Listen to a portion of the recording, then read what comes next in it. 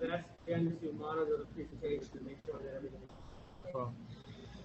Okay, I am calling the meeting to order, the CEC September business meeting at 6:11 on September 14th.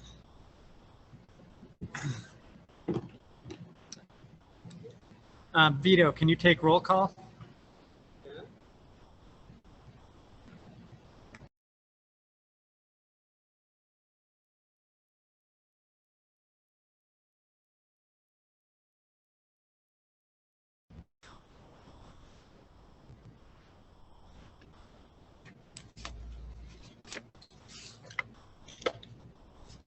Steve Stowe, Here. present. Jennifer Yu, remote. Here. Elizabeth Chen. Here. Vito Labella, present. Maria Brugaris. Thank you. Gada Amin, remote. Li Ping Cheng. Yeah. Thank you. Jacqueline Barroso. Jacqueline Barroso, not present, not excused. Jinrong Chen, is she on remote?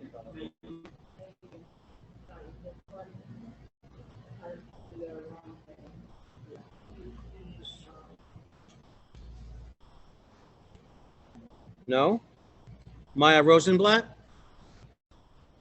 is she remote?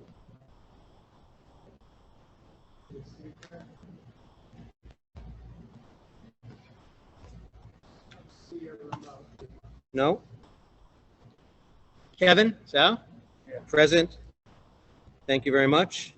Let me remind everybody that the open meeting law was extended. The allowance to do meetings remotely was extended until January. So anybody who's signing in remote, it's just as if they were here. They have all voting rights and all other rights as if they were here. Steve, back to you. Thank you, Vito. As I said, welcome everyone. We are here tonight at ISJHS 227. For the business meeting, just a reminder, this is a public meeting. It's being recorded. Unfortunately, we do not have translation services tonight. We did not receive those site requesting. And so we will try our best to speak clearly and slowly. And then just a reminder that during the calendar meeting at 7 o'clock, we will have a public speaking session. If you would like to sign up for public speaking, there is a form. If you're online, you can sign up using the form on the CEC's website.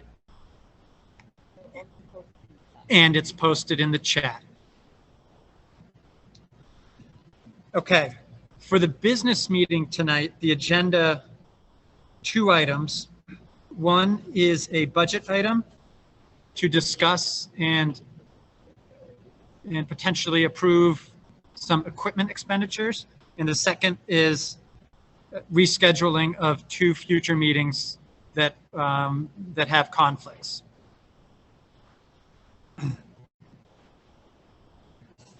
So the first order of business is discussing the equipment purchases.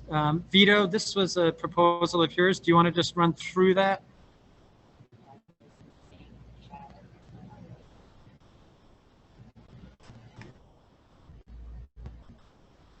Thank you, Steve. So in order to facilitate our doing remote as well as blended presentations now and going forward in the future, I would like to request that we purchase some things that will make us more self-sufficient with that capability. So to that effect, there's a extension cord minder, which is like this big, I'm going to show it on the camera. It's like this big wheel that the extension cord would plug into, and we have to use 50 feet worth of cable, and we get 2 of those, and on either side of an auditorium, we could plug it into a receptacle and have 4 receptacles on each side of the auditorium. Along with that, extension cords, 2 of those as well, and then I think 6 heavy-duty power strips that we could plug into the wheel so that each of us has a power strip for our computer and for our phone and for any other accoutrements that we might need. I believe Natalia found most of it on DOE. Whatever's not on DOE, one of us can put it on our personal Amazon and then put in a reimbursement request. Steve, back to you. What are the quantities, Vito, that were? So I would suggest 2 of the giant wheels, 2 of the 50-foot extension cords, and then at least 6 power cords. Natalia, do we have any other power cords at the office that we presently own? No. So, I mean, 6, we could start with 6. I mean, that's something that was readily available. So 2, 4, 6 that's power strips? 6. So it's like, say, 1 on each table would be 3, and then we have 3 in abeyance, so they're only $25 each. Something like that, yeah. 6 is a lot. Okay, 3. We have 1, or this is the schools? This is the schools. Okay.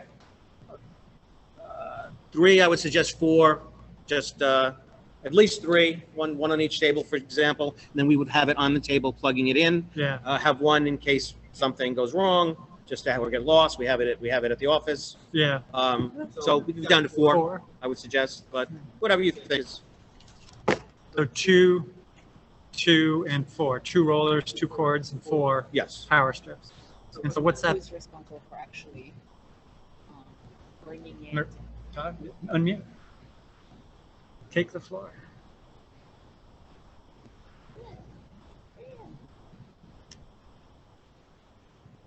Just a question, and who is responsible for either purchasing it, well, both purchasing it and also taking care of it and bringing it to meetings? Should we designate someone? Well, that would be my job as the employer. So I would have to go into Shop DOE and make the purchase order. Understood. Natalia, does that seem like it would be a lot of equipment? Probably, right?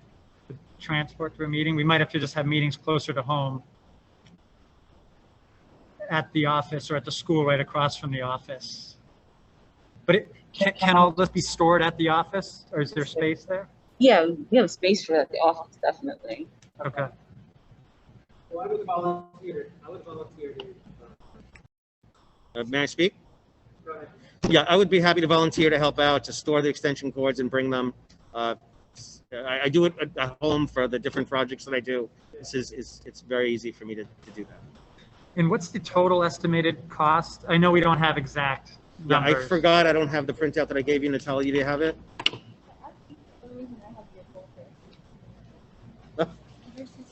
Okay.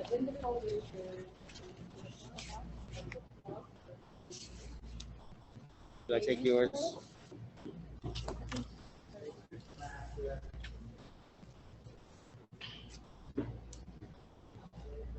What do we got, February? So we're saying 2.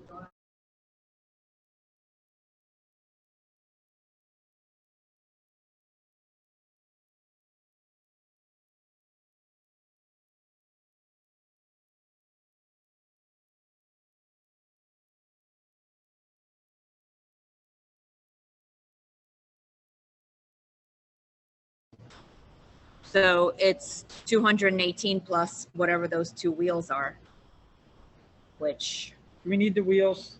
That's really, yes. Why? I'd say that's the most important thing. It makes the setup easier, like centralized thing, we can just quick bang it out. There's a lot of flexibility for them. Rather than the station either.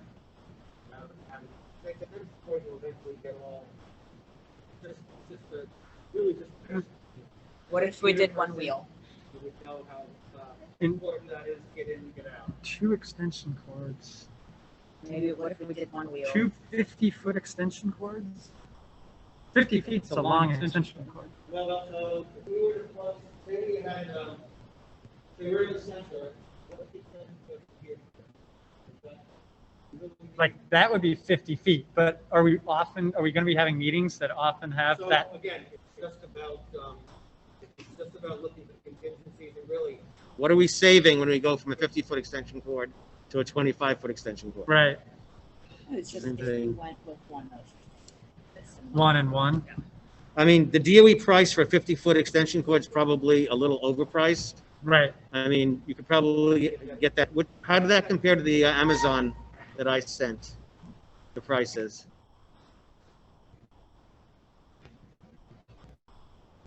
I think it is a little bit more, but the DOE has a contract. Okay. Because I think this was from PC Richard, the DOE has a contract with them. So they would prefer to use this price over Amazon. But we can. Natalia, did I understand correctly though? We can purchase out of pocket and then submit for reimbursement, correct? Yes, that's always a possibility for anything. Right. And approval depends, approval would be, Anne Marie or Pat, it would be their department to approve it? Yes. Okay.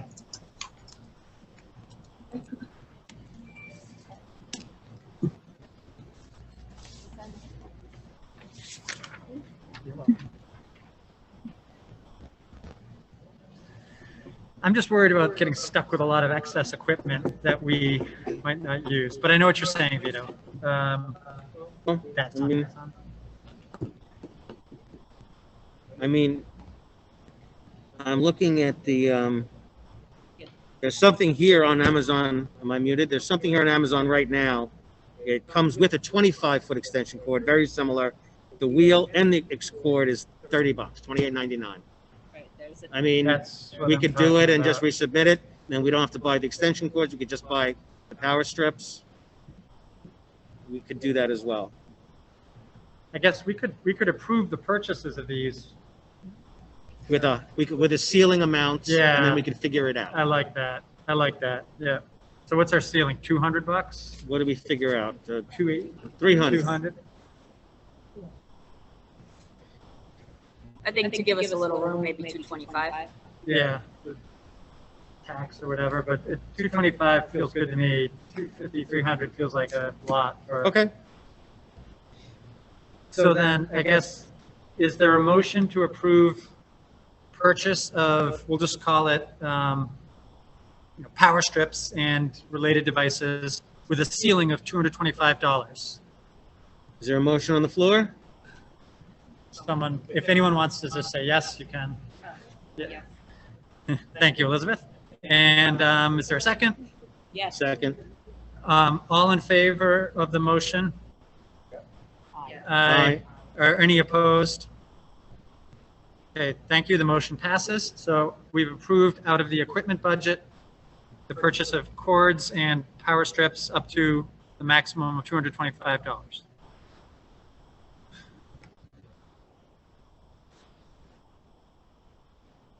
Natalia, do you want to go through the meeting changes that you were proposing? Oh, yeah, that's right. Approve the old minutes. So next order of business is actually old business. We will approve the minutes from the last business meeting.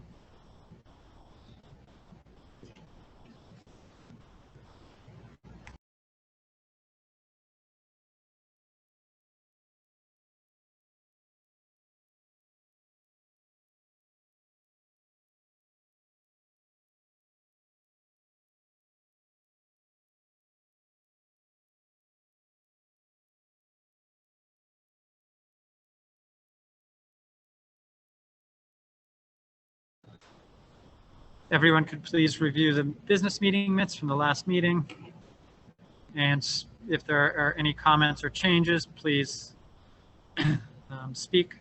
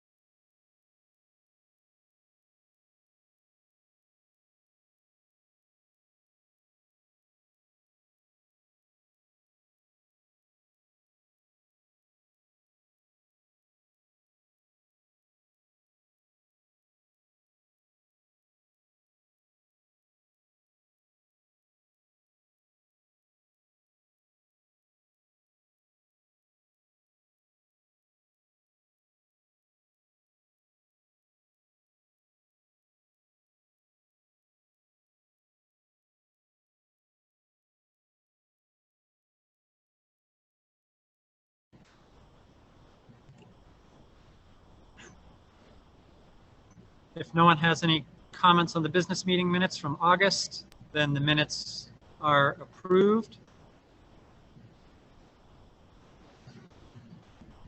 Hearing no comments, the minutes are approved.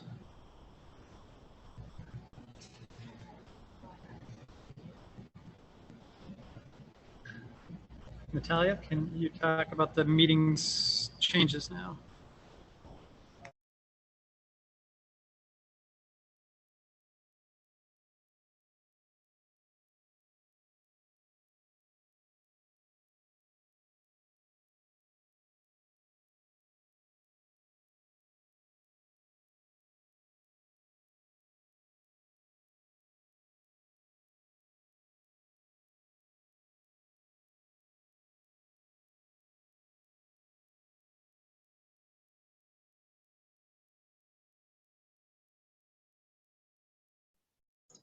Okay, so at the first meeting, we had voted to change two of the meeting dates, November 17th and March 16th were the dates exchanged because the original dates were parent-teacher conferences. So looking back at the school calendar, November 17th and March 16th are also parent-teacher conferences. So alternate dates would have to be chosen for November and for March.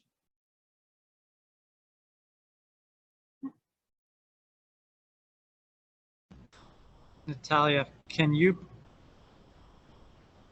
pull up the school holiday calendar, just so we have that in front of us, so we don't accidentally schedule on a holiday?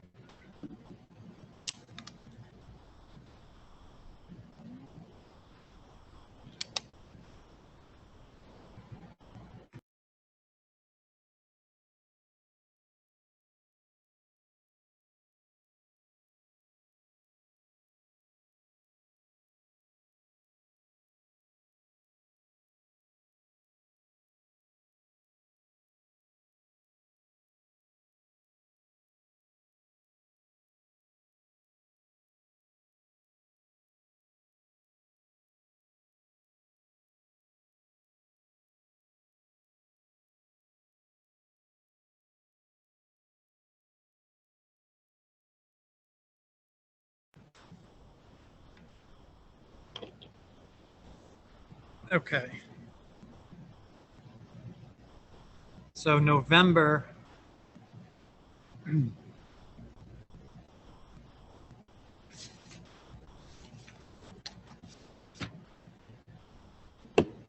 November 11th is Veterans Day. That's a Thursday.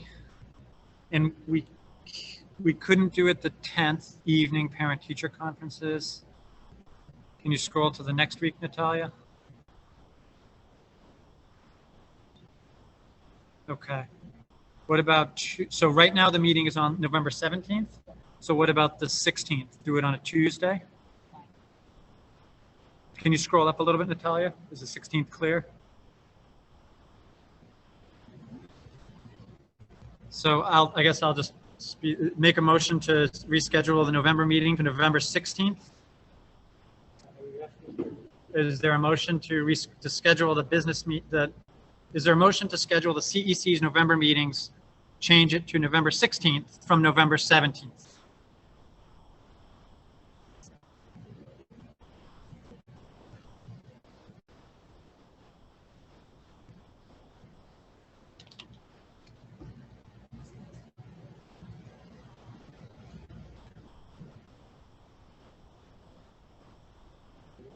Is there a motion? Is anyone? I guess we can talk openly too. If it does that generally work for everyone? I'll make the motion. Exactly. Steve, may I The say something? 17th we can't because of parent-teacher conferences. I have a conflict on the 16th. Okay. Steve, I know that I'm not a board member, but may I say something about the Talia, you 16th? have the screen. You guys can see that screen, right? Afternoon conferences. That says afternoon conferences, but not evening conferences. In theory, it'd be great. Sure. Steve, may can you hear me? Does the 18th work? November 18th? Hey, Steve. Diane's trying to probably try to know something about things. Sure.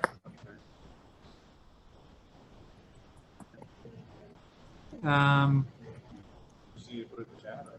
Yeah, if she could, that'd be great. And Gada chat on the chat. Gada wants to know if we can do it Friday. Yeah, Friday's not great.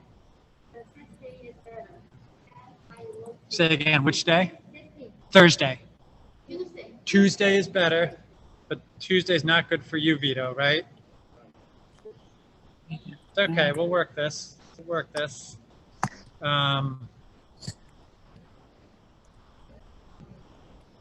If we do the week before.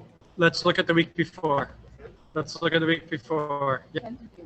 10th we can't do. How about the 9th? Tuesday the 9th.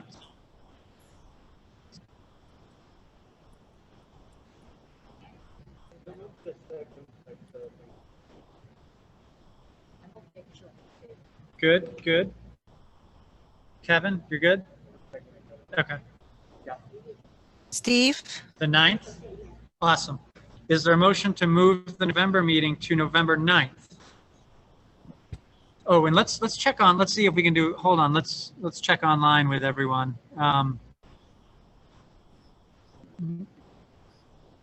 Natalia, can you unmute Jen?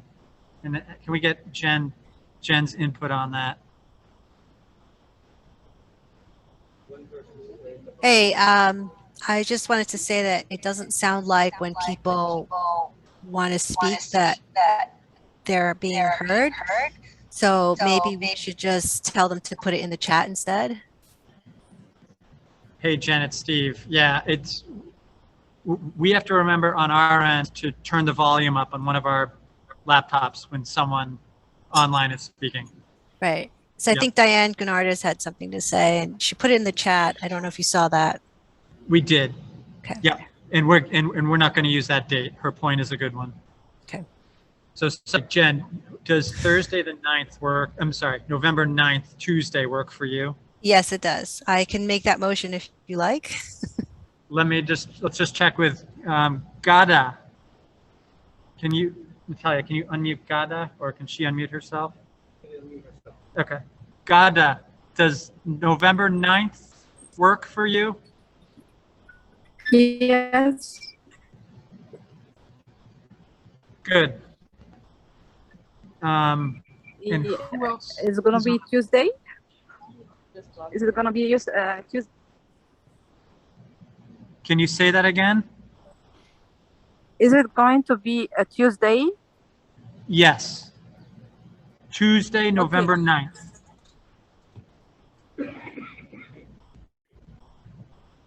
You said Maya just logged in? Okay. Okay. Yes, it's okay. Okay, good. Maya, can you hear me?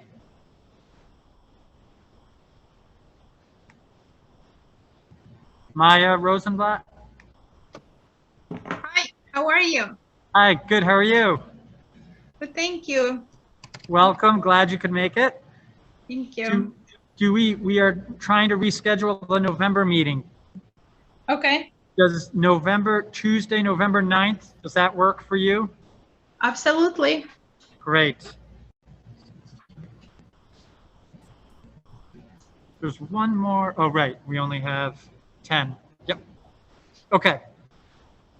So is there a motion? So Jen, yeah, go ahead. Can you make the motion?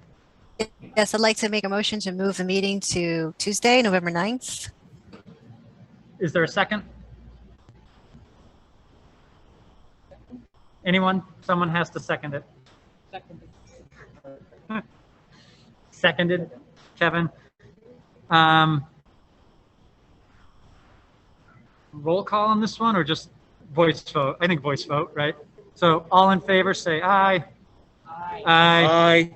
Hi, Are any opposed? Okay, the motion passes. The November meeting has been rescheduled.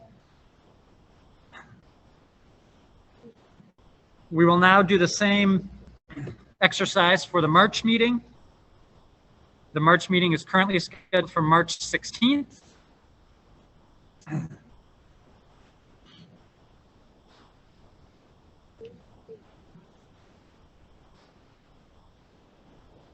Natalia, can you scroll to see what March 8th looks like? Let's try the same thing. Does Tuesday, March 8th work for everyone? If we move the meeting to March 8th? Yes. Who was that? International Women's Day. Yes. It was Maya. Maya, great. Thank you. Gada, does that work? Yes, it is. Thank you. And Jen? Yep, sounds good. Cool. Everyone in the room? Is there a motion to move the March meeting to March 8th?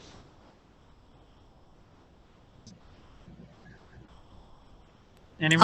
I'll make the motion. Thank you. Is there a second? Second.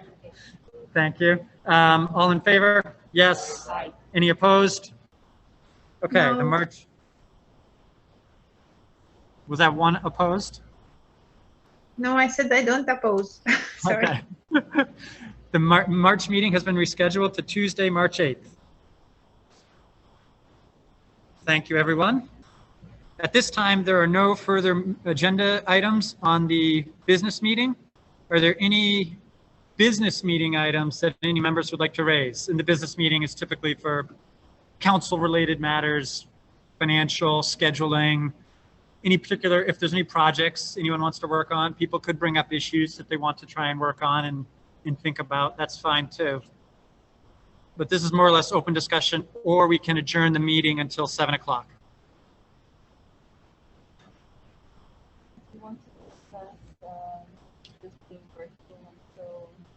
Nah, we'll discuss. We'll do that offline. Yeah. We'll think about that. I want to wait and see how that goes. I mean,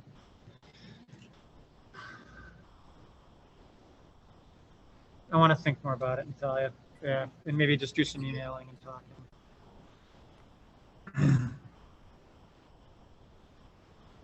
Okay. If there are no more business meeting items, then I think we can adjourn the business meeting. Just one reminder for the calendar meeting starting at 7 o'clock. It's the same link. And if anyone would like to sign up to speak at the calendar meeting at 7, at the public speaking session, there is a Google form on the website or in the chat of this meeting. So with that being said, is there a motion to adjourn the business meeting? Make a motion to adjourn the business meeting? Seconded. All in favor? Aye. Okay, thank you. See you back at 7 o'clock, everyone.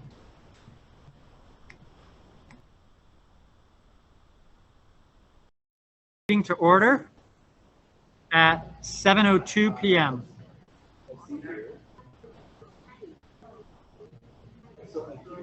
Vito, can you take roll call, please?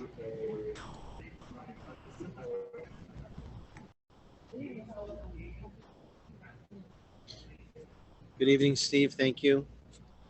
So take the roll call for the general, this is the roll call for the general meeting, September 14th, 2021, CEC 20. Stephen Stowe, Present. Jennifer Hugh is remote. Present. Elizabeth Chan, Here. Vito Labella, present. Maria Brugueras, present. Gada Amin, remote. Here. Jacqueline Barroso, absent, not excused. Mei Yu Lin, Here. Li Ping Cheng, Here. Li Ping Cheng, Cheng, Chiang, Yes. Li Ping Chiang. I apologize. I'll get it right within 2 years. I promise you. At least once. It took me a while for Marie, but I got her name, I think. Maya Rosenblatt, remote, Present. and Kevin Zhao. Steve, back to you. Great, thanks, Vito. Welcome to the calendar meeting, September CEC 20 calendar meeting. Just a couple of administrative announcements. Just remind everyone that this is a public meeting and it's being recorded. Unfortunately, tonight we do not have translation services despite requesting it. So we will do our best to speak slowly and clearly. There's one comment I'll make about public speaking. At the end of the meeting, we will have a public speaking session. The form to sign up if you would like to speak is on the website, and it is also linked in the chat. I do want to take a moment and just welcome our various guests tonight before we get into the business of the meeting. We're very pleased to be joined by Maria Siebel, the CEO of Healthcare Choices. We're also joined by our District Superintendent, David Preto. We have Diane Grenardis with us, the CSA rep, and who heads up the pre-K program for the district. We're also joined here at JHS 227 by Irene Chu, Chief of Staff for Peter Abate's office. And we're also joined by Bill Chin, the Family Leadership Coordinator for the district. The agenda tonight is as follows. The first order of business will be approve the August minutes. And then the first presentation will be a presentation by Maria Siebel, as I mentioned, the CEO of Healthcare Choices. And then she will be followed by Dr. Lawrence from the Department of Health, who is a last-minute addition to the agenda. Dr. Lawrence is going to be able to speak to some of the medical concerns and medical issues that surround kids and back to school. Then we will have the superintendent's report, followed by president's report. And then we will have a public speaking session. And following that, there are two resolutions that we will discuss at the end of the meeting. One is on the Gifted Talented program, and the other is on remote learning. So without further ado, I'd like to introduce our first, actually, without further ado, we will do the old business, approve the August meeting minutes. Natalia, can you just share those? So could everyone just please look at the August meeting minutes? And if there are any changes, please speak. If not, we will approve them.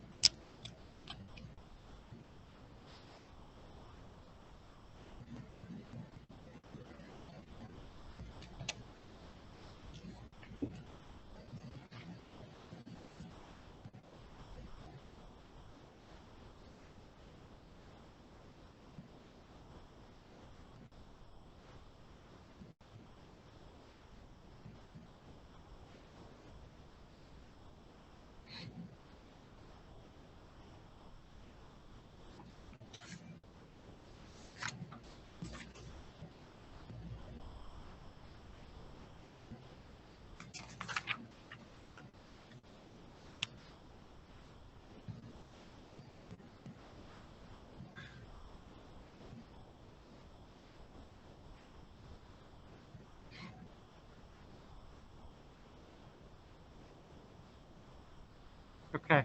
Any comments on the minutes from August?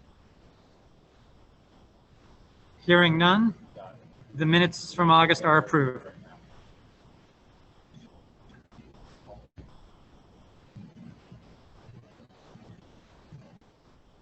Thanks, Natalia. Okay. Ms. Siebel, I will give you a quick introduction and then the floor is yours. Everyone, as I mentioned, we're extremely pleased to be joined by Maria Siebel. Maria is the Chief Executive Officer of Healthcare Choices, a locally based healthcare provider. Just a few quick notes on Ms. Siebel's background. She began her career working in Bensonhurst. She's a psychiatric social worker. In July 2008, she was named CEO of Healthcare Choices. She supervises all facets of Healthcare Choices. It's an integrated healthcare organization offering primary and specialty services, as well as behavioral, mental health, and substance abuse services. She's spent her career working especially with families from all parts of the spectrum, of the income spectrum, in particular lower income families who may not have access to high quality insurance. And she's also obviously very knowledgeable about issues surrounding trauma, stress, childhood experiences. And that's why she's here tonight, is to share some comments and thoughts about kids in COVID, back to school, what kids are going through, and what parents can do to help them through it. So with that, I turn it over to you. Well, thank you.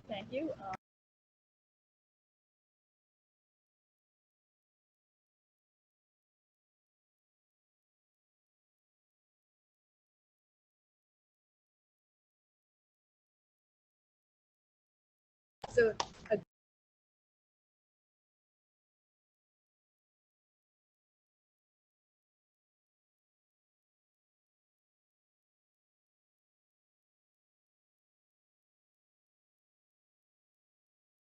opera came back over the weekend, so we're really happy that and hopeful that things are taking a turn for the positive. Say that again, Vito. Because I see. Am I unmuted? Unmute yourself, and then you're stating to the camera, not the. And also turn on the camera? Oh, yeah. Yeah, sure. You got that, Aaron? Yeah, better position than me.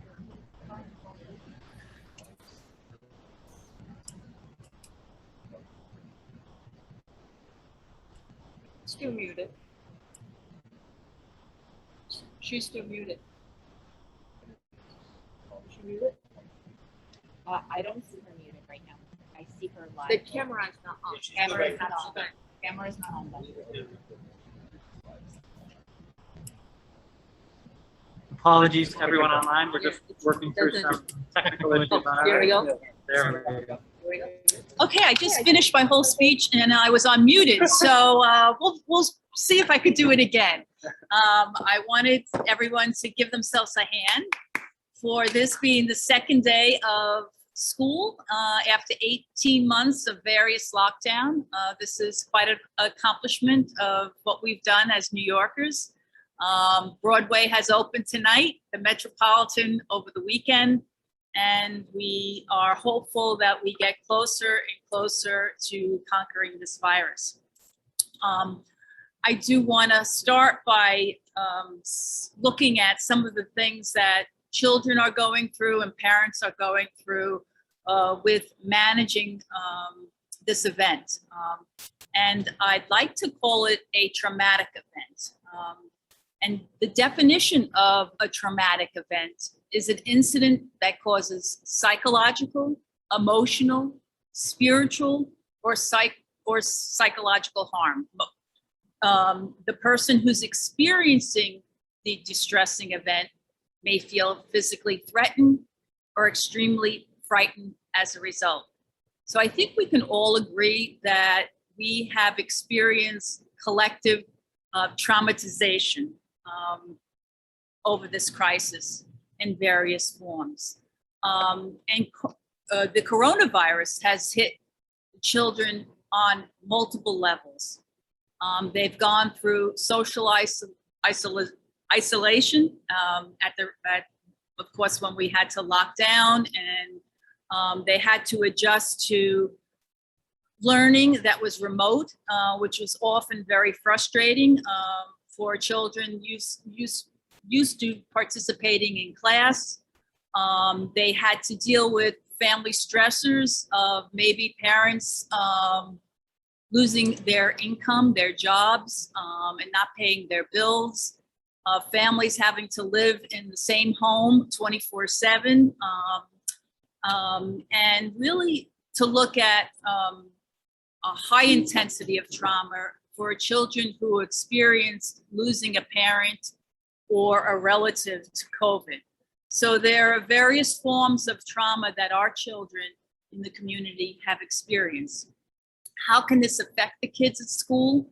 Well, yesterday, I'm sure teachers can report maybe in the younger grades, there might have been excessive crying or irritation and fear in younger kids, and maybe even in the older kids. You might want to look at with parents the returning behaviors of maybe wanting to sleep with parents, bedwetting.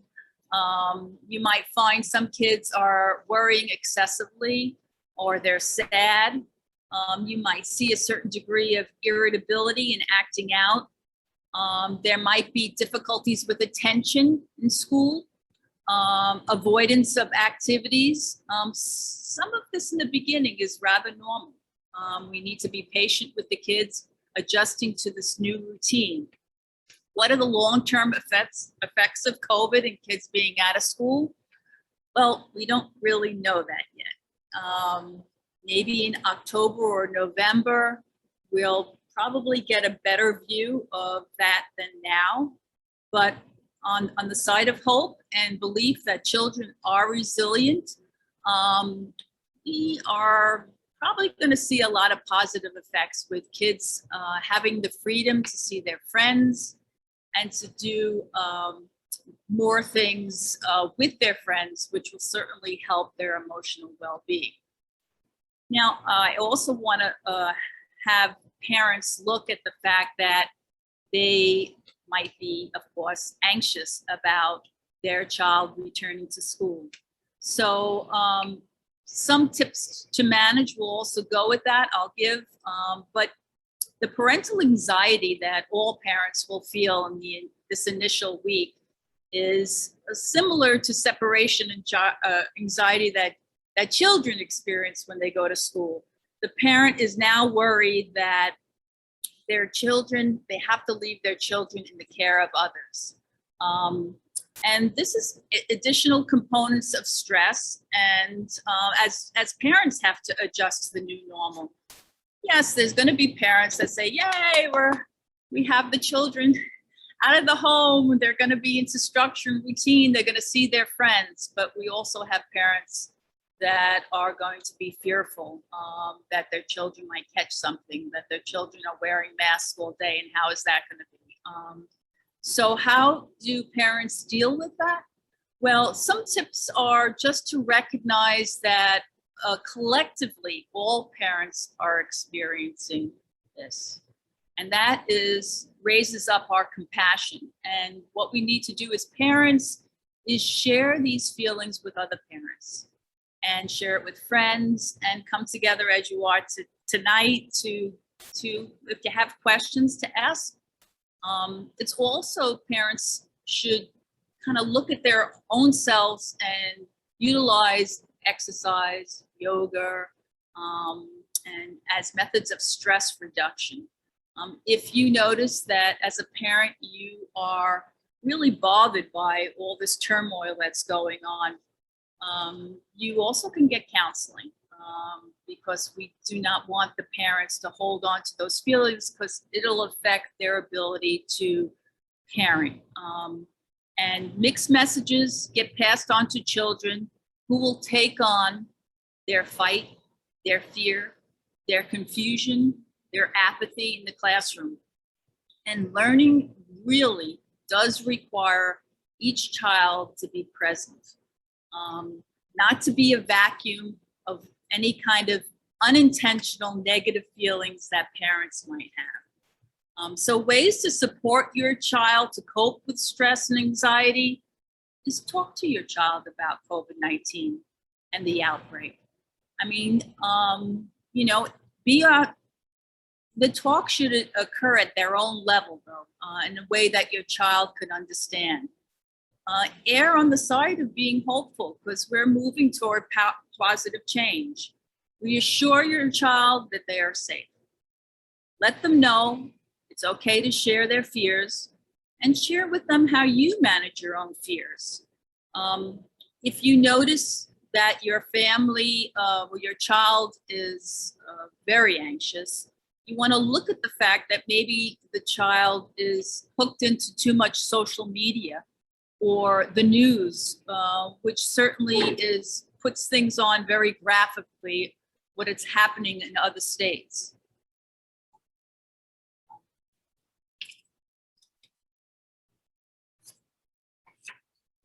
There's a little sidebar conversation going on, so I got a little preoccupied there.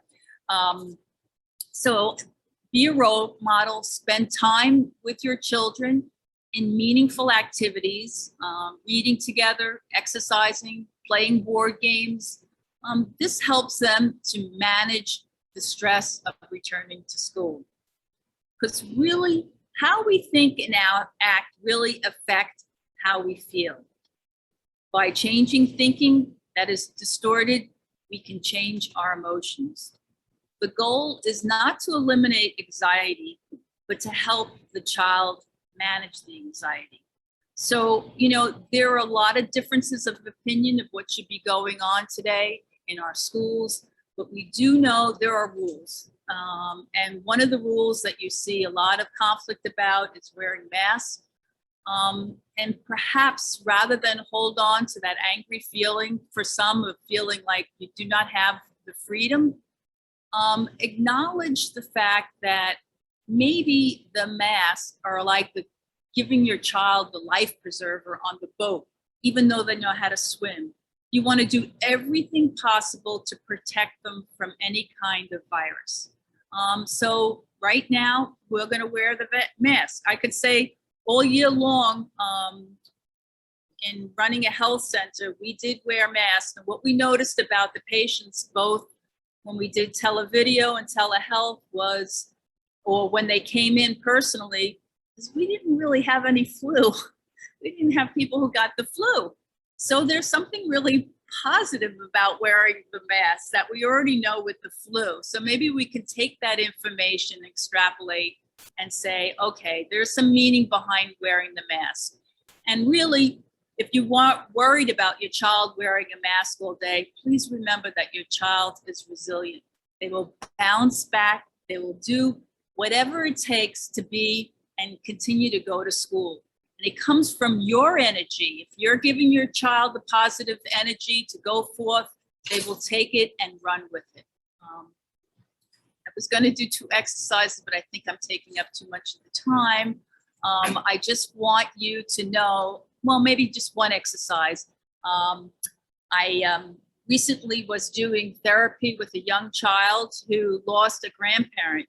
And they said, the child said to me, Maria, I cannot get the image of my grandparent dying out of my head, dying in bed. And I can't control it. And don't ask me to, because I can't. It's always on my mind. I can't think of anything else, and I'm always crying. So this child had it in their head that they had no power to change things. So I did this little exercise, and you could do it as adults. I also do it with children, with adults as well. Is to take something really special to that person. And for this young girl, it was her dog. So I asked her to close her eyes and to imagine the dog being the size of her finger. And then I asked her, did she get that? She said yes. And I asked her to imagine the dog the size of her hand. Did she get that? She said yes. Then I asked her to imagine the dog the size of the room. She said, oh, that's a big dog. And I said yes. And then I asked her to blow up the dog the size of the universe. And she did that. And then I brought it back down the size to the pin of her hand. And she said, I got that. And I said, you see, you can control what your mind thinks. You just gave evidence of that. So when you're feeling like you can't get the feeling of your grandmother out, I want you to bring up the image of the dog. So you could do this with images of the beach, just to show and prove to people that they can control the things that go on in their minds. That's all I have for today, but thank you very much for being present today in today's meeting. Thank you so much, Maria. That was really interesting and insightful. We are going to shift to our next speaker, and then Maria, it's okay if you'll stay with us for a few more minutes and then maybe take a few questions after our next speaker. Great, thank you. And I'm going to turn it over to our district superintendent, who was instrumental in arranging the next speaker for us. We're really appreciative for. So, Superintendent Fretto, you can introduce the next speaker. No, thanks so much, President Stowe and Council. And I want to thank Executive Superintendent Freeman and the Chancellor for supporting us and making the connection with the Department of Health and Mental Hygiene, and to be able to welcome our guests from the department, Dr. Lawrence and Pauline, who are going to be able to speak a little bit to specifically the health and medical implications of COVID-19 and the concerns that have been raised in the community around the return to school. So I'm really appreciative for Dr. Lawrence coming on and sharing some expert insight into the implications of COVID-19 in our schools. So I'd like to introduce Dr. Lawrence and Pauline. Thanks so much for both of you for being here. Thank you very much for having me. Can you hear me well? Yep, we hear you. I hear you perfectly. Okay, great. So we're tag teaming because I'm having a little technical difficulties, but the show must go on, so we're making it work. So it's a two-team approach, but we'll go through it. So again, thank you for inviting me, and I appreciate the opportunity to be able to tell you a little bit about COVID-19, answer some of your questions like you said. And so I'm going to go through it pretty fast. I know we don't have a whole lot of time. If we can go to the next slide. So let's just kind of talk about where are we, situational awareness. So we know right now that COVID-19 is on the rise and is driven by the contagious Delta variant. You'll notice on the right that there's a picture that we have there, and you can see it shows the case rates of COVID by neighborhood. And the darker neighborhoods have the higher case rate. So COVID-19 has caused more than 120,000 deaths, 120,000 hospitalizations, my apologies, and 34,000 deaths in New York City. And some neighborhoods have been harder hit than others. We know that our Black and Latino folks that were in New York City have experienced the highest rates of illness, hospitalization, and death. And the disproportionate impact is the result of historic and ongoing structural racism. Next slide, please. Next slide. Okay, thank you. So we know that we've been doing a fantastic job with our vaccinations, and we'll just look at some of the numbers here. So the total doses thus far has been well over 380 million, and that's total doses administered. And then you can able to see the number of individuals that have been fully vaccinated, which is over 178 million. That's United States. But when you look at New York City, you can see that we have had over 11 million total doses and over 5 million are fully vaccinated. Quite impressive, but we still have more to go. Next slide, please. So when you look at COVID vaccinations in New York City, we're able to see that 68% of New Yorkers have received at least one dose, and 61% have been fully vaccinated, which is pretty amazing. Unfortunately, we know that our lowest rates, again, are amongst our Black and Latino residents, but our highest rates are also amongst our Asian residents.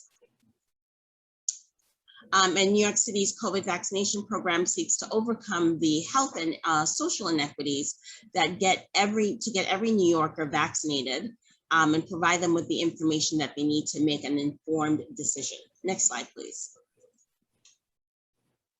So how were the vaccines developed so quickly? And this is a common question that comes up.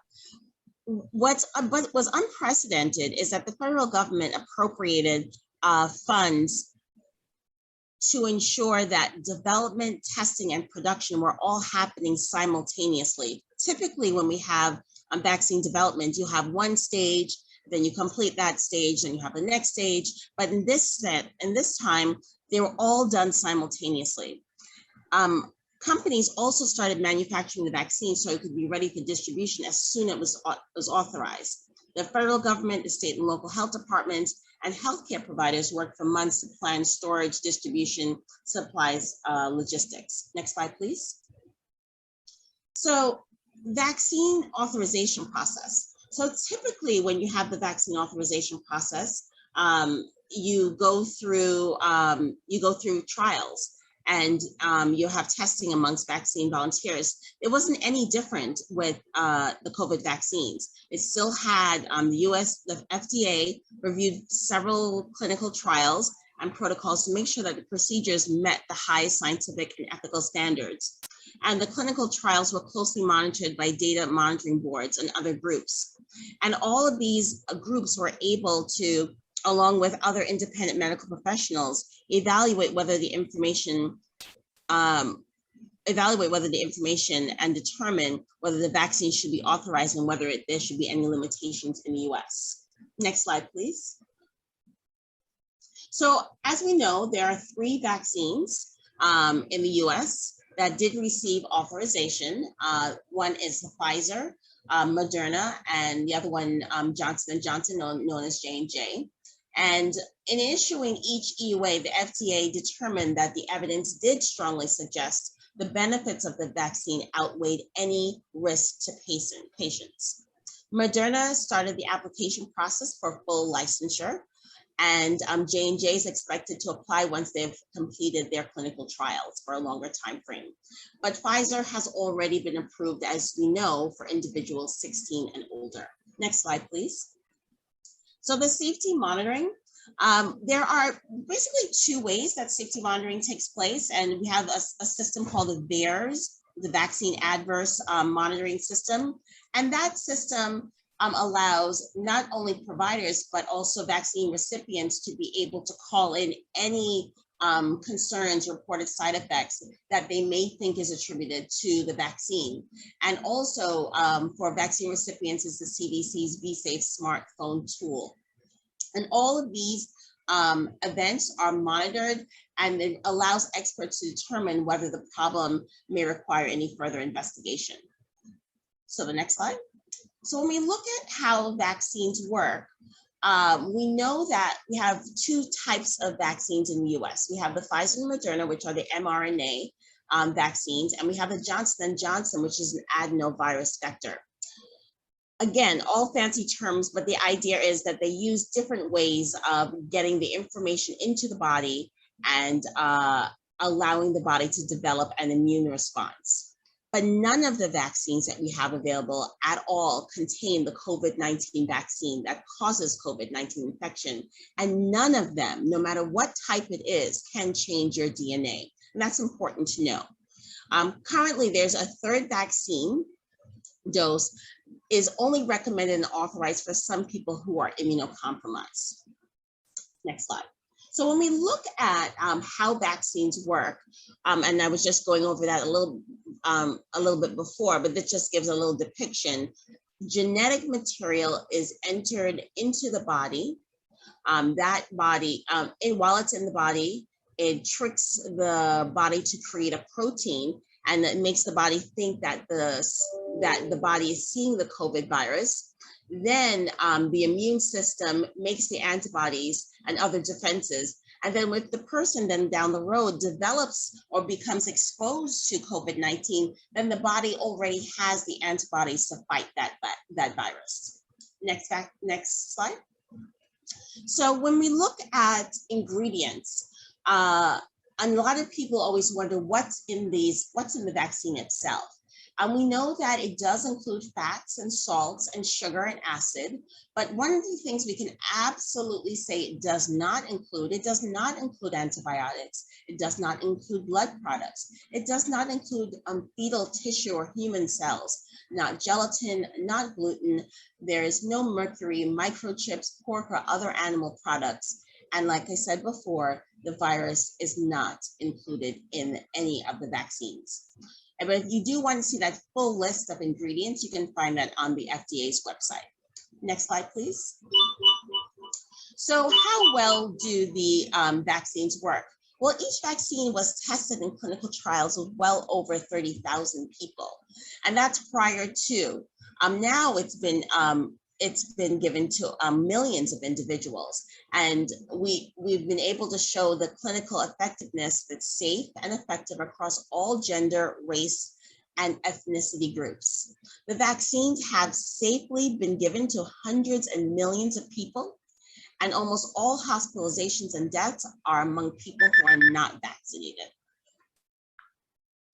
The 3 vaccines protect against the variant, including the Delta variant, and reduces the risk of getting COVID-19 and is very effective at protecting against severe illness, hospitalization, and death if you do get it. Next slide, please. So who should get an additional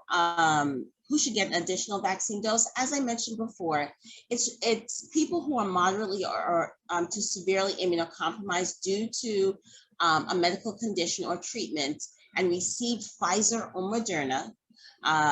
For example, they may have HIV, cancer.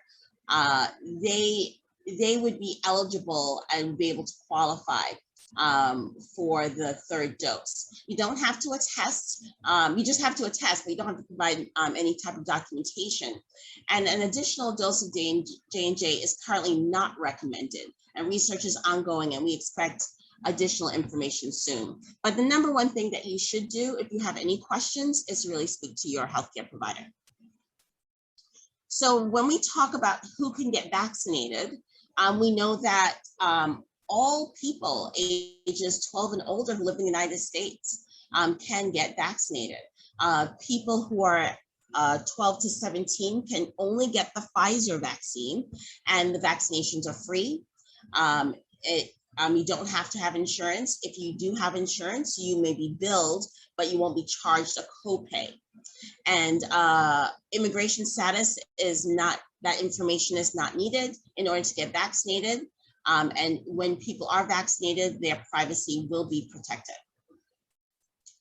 So can people with underlying health conditions get vaccinated? Absolutely, yes. So we know that people with any medical condition can get vaccinated.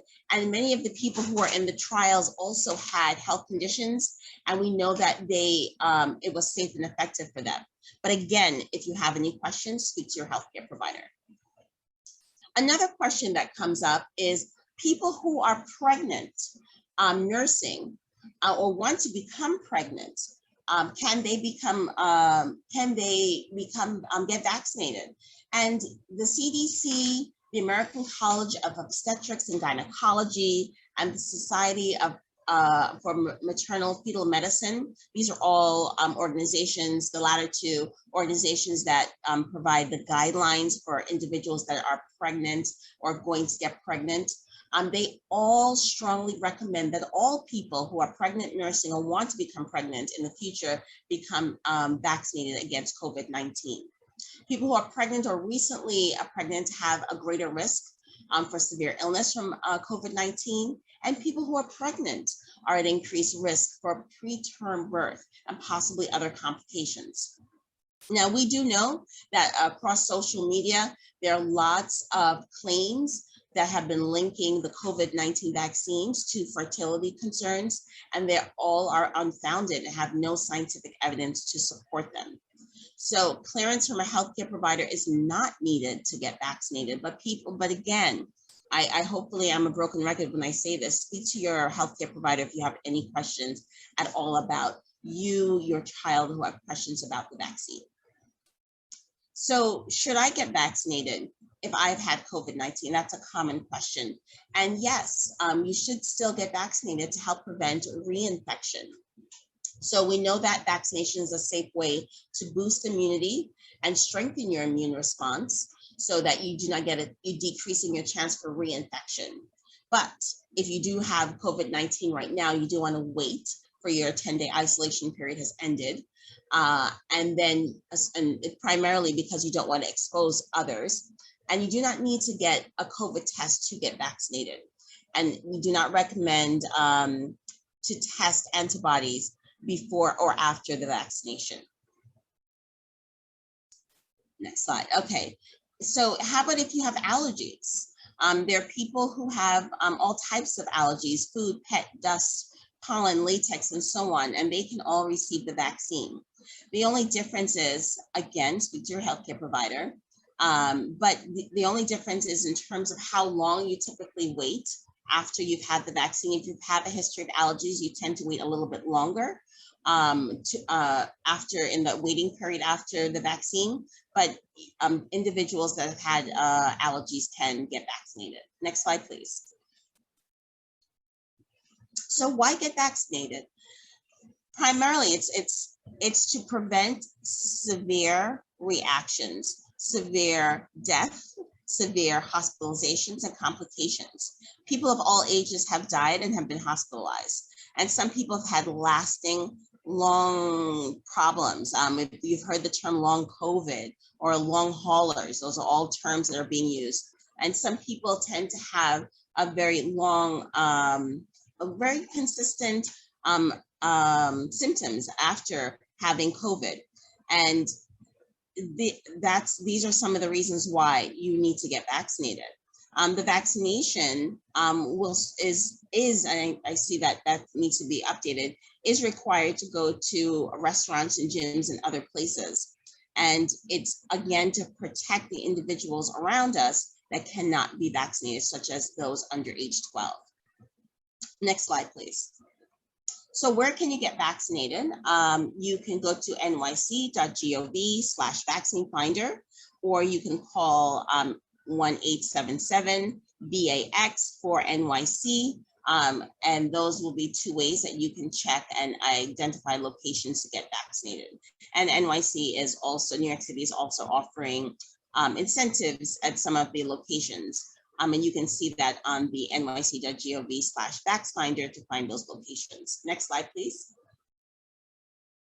And this is just another depiction of what I just mentioned. So if you were to go on the website, you can see that you can search by a neighborhood, you can search by the type of vaccine, you can find a walk-up site, you can select by language. You have a lot of options to be able to find a site.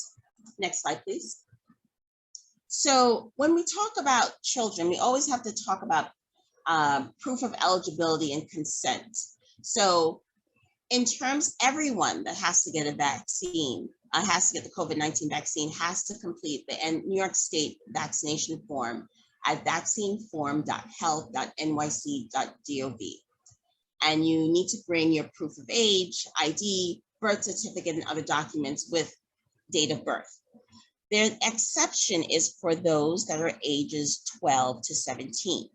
A child does not have to have proof of age, and a guardian can attest to their age. A guardian is required, it has to provide consent, and it can be done in person or by phone at the time of the appointment. And completing a consent form is acceptable at some sites. Now, children ages 12 to 15 of age must be accompanied by a parent or guardian and an adult caregiver designated by the parent. And if it's a school-based health center, the parent is not required, but consent is still needed. Next slide. So for the Pfizer and Moderna second dose, you do need 2 doses.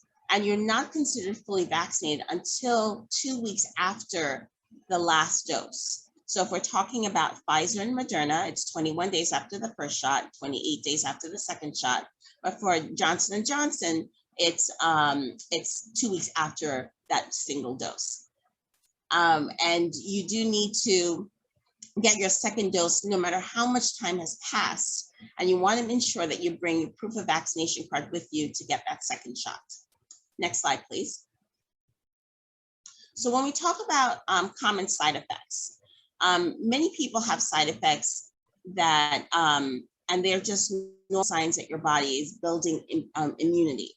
So common symptoms are soreness in the arm, swelling of the arm, sometimes headaches, body aches, tiredness, fever, it almost sometimes feels like you have the flu.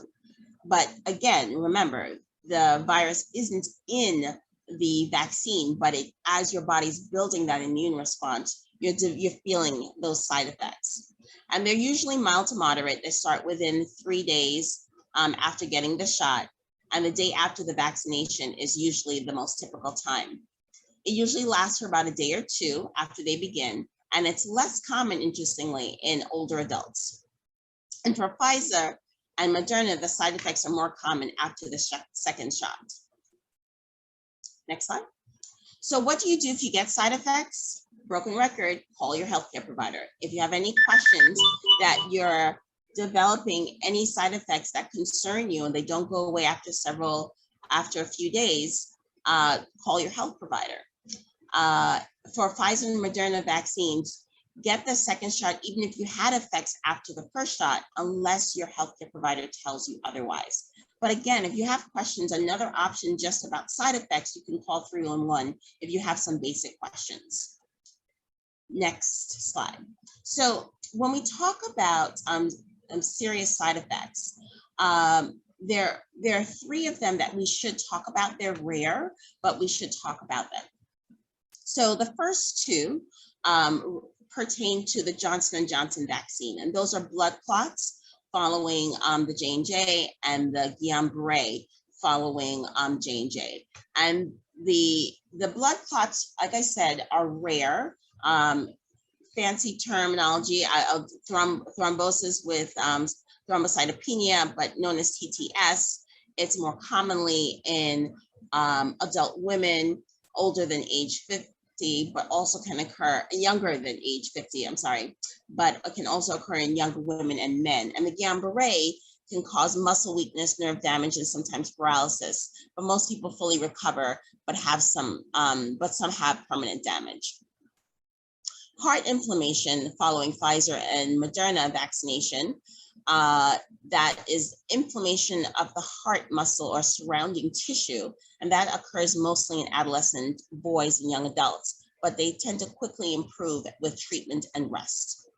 Now, in the face of all of these serious side effects, again, they are rare, but the CDC and other experts continue to recommend vaccination for everyone, given the low risk of these side effects and the much higher risk of COVID-19. Next slide, please. So in terms of post-vaccination guidance, you can do a lot of activities. Once you've been vaccinated, and without a mask outside, and also with physical distancing.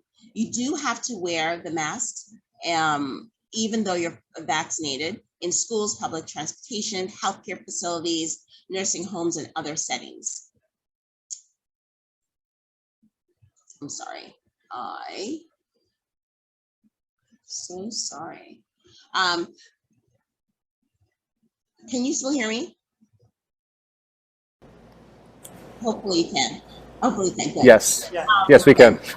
Okay, no, my system said I couldn't be heard. So you don't need to quarantine after an exposure after you've been vaccinated, but you should get tested and wear a mask for 14 days or until you test negative. If you test positive, you absolutely must stay home for the 10 days. If you have a condition or take medication that weakens your immune system, you may not be fully protected even if vaccinated. Again, talk to your healthcare provider before stopping any precautions. I'm going to skip through this one and let's just jump straight to school safety. So the American Pediatrics, American Academy of Pediatrics and the CDC agreed that school COVID-19 plans should start with the goal of keeping students safe and physically present in school. The benefits of in-person learning are crystal clear. The research shows that mental, emotional, and physical health are positively impacted when children are in school. New York City Public Schools opened during the 2020, since last school year, for whatever reason, I can't say that, and while keeping COVID rates in school far lower than the citywide average. And this was achieved through a multi-layered prevention strategy, which is critical. Next slide, please. So children in New York City school buildings must have an environment that promotes learning, safety, and health. Right now, vaccination is the core of this multi-layered approach. But when we look at the whole, this multi-layered approach, it includes testing, masking, distancing, appropriate hygiene, and staying home if symptomatic. We know that for students that are masked, a question that comes up sometimes is whether or not the masking has any impact. And we know that, or any negative impact on students. And we know that masks are critical to preventing the spread of COVID-19 and protecting our communities, particularly those who are unvaccinated, and thus are required for schools. The benefits of in-person learning, as I mentioned before, are crystal clear with this multi-layered approach, and preventing transmission is how we make in-person learning as safe as possible. And that is about it for me. I tried to speak as fast as I could. Great. Thank you. Thank you so much, Dr. Lawrence. That was very insightful and quite comprehensive. We'll now open it up. Is it okay, Dr. Lawrence, to take a few questions just from council members? Oh, sure. Great. And in addition, council members, Maria Siebel is here as well. And so you can feel free to direct questions to Maria or to Dr. Lawrence, depending on your question. And we'll have a few minutes, maybe 15 or so minutes of Q&A here. I'll lead off. Maria, just a question for you. I noticed something in the presentation from the Department of Health that talked about providers reporting certain adverse events. Providers have to report certain adverse events to vaccines. Is that something that, as a provider, your organization would be monitoring, any kind of adverse events to vaccines? Yes, because we give vaccines out, and so they're given a card and they can call our providers, and we will follow up on their concerns. Okay. Is that typically, let me ask this, is what you've seen at Healthcare Choices for this community, South Brooklyn specifically, does it more or less reflect what you would expect to see in terms of the actual adverse, the frequency, the severity of adverse effects of vaccines? Is it similar to the national trends? It's similar to the data and information that is sort of public knowledge?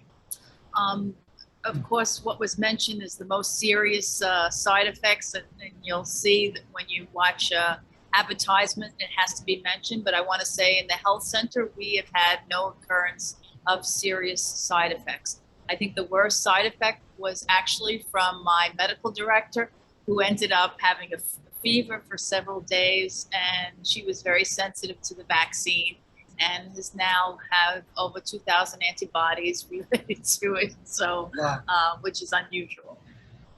And then one question, Maria, shifting to sort of the mental health side. Just every school is supposed to have resources for kids, someone to talk to, guidance counselor, social worker. How should parents work with those professionals? What can the schools do?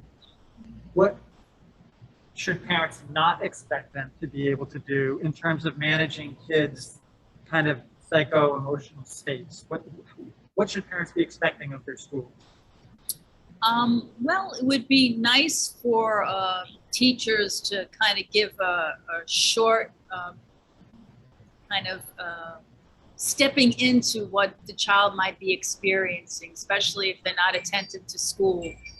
So a little kind of mental status of how their emotions are that day. And if they're picking up when they're saying, how are you feeling today? And the child is saying very sad, and it's constant. The teacher should tap into the parent and vice versa. The parent could tap into the teacher with an email or a phone message to say, especially if a parent has someone who's died, that my child might need a little bit more support and understanding. So it really, I would recommend communication to be really, really high up on the priority list of both parents and teachers. Dr. Lawrence, Sure. a question for you. Can you speak a little bit to, we've all read news articles about schools that have reopened before New York City schools, and we've seen high rates of the virus, high transmission rates. Understanding that every school district has its own set of policies, are there any implications we should take away from what we've seen in other school districts? Is it as bad as some of the news headlines suggest? Is it not as bad? And how do you think New York stacks up, New York compares to the nation in terms of the protocols that we have in place? Thank you for the question. I can't speak to other jurisdictions, but New York City has a track record.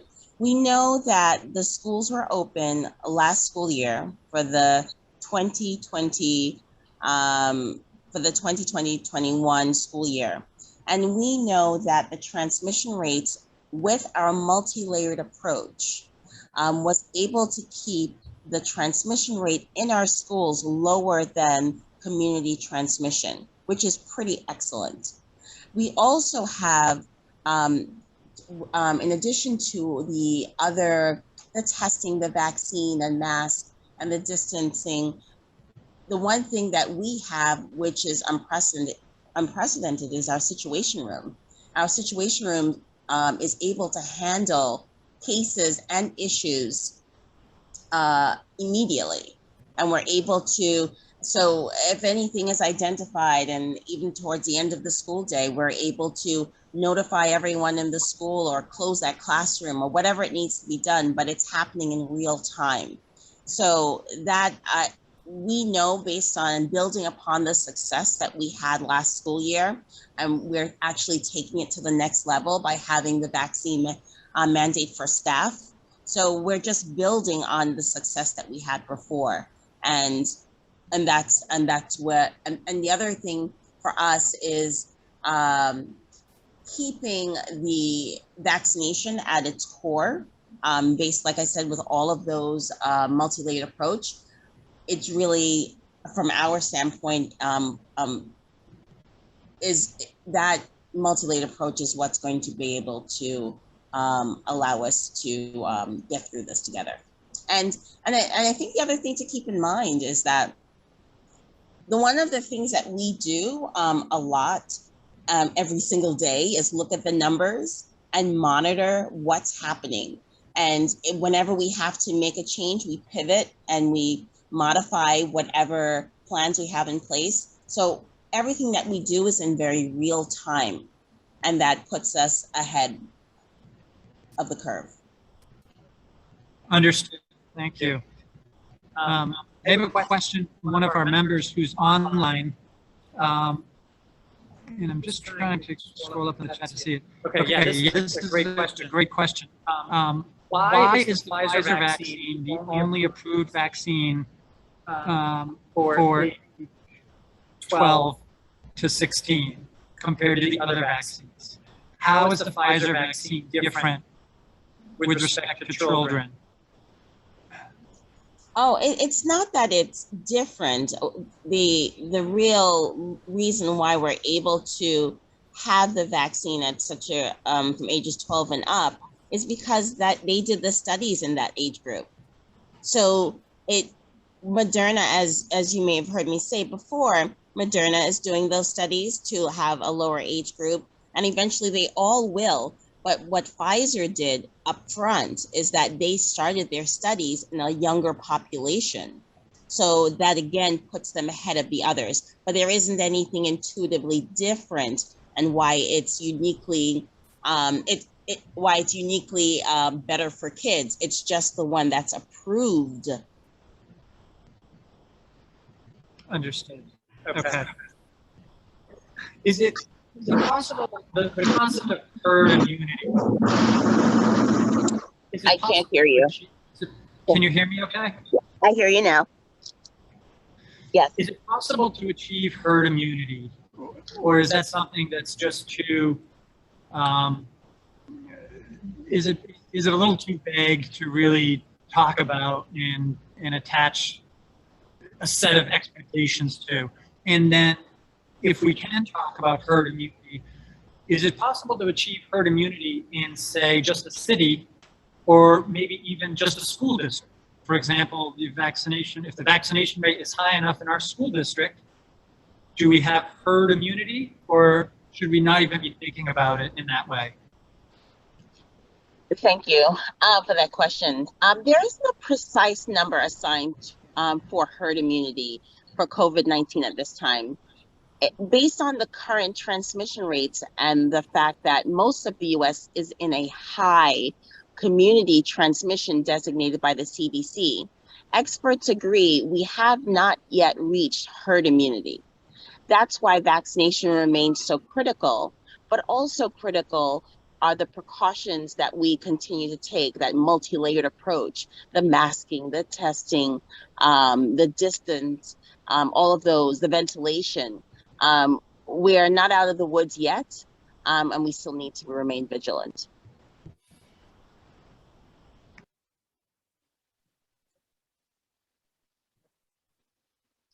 Do you want to ask a question?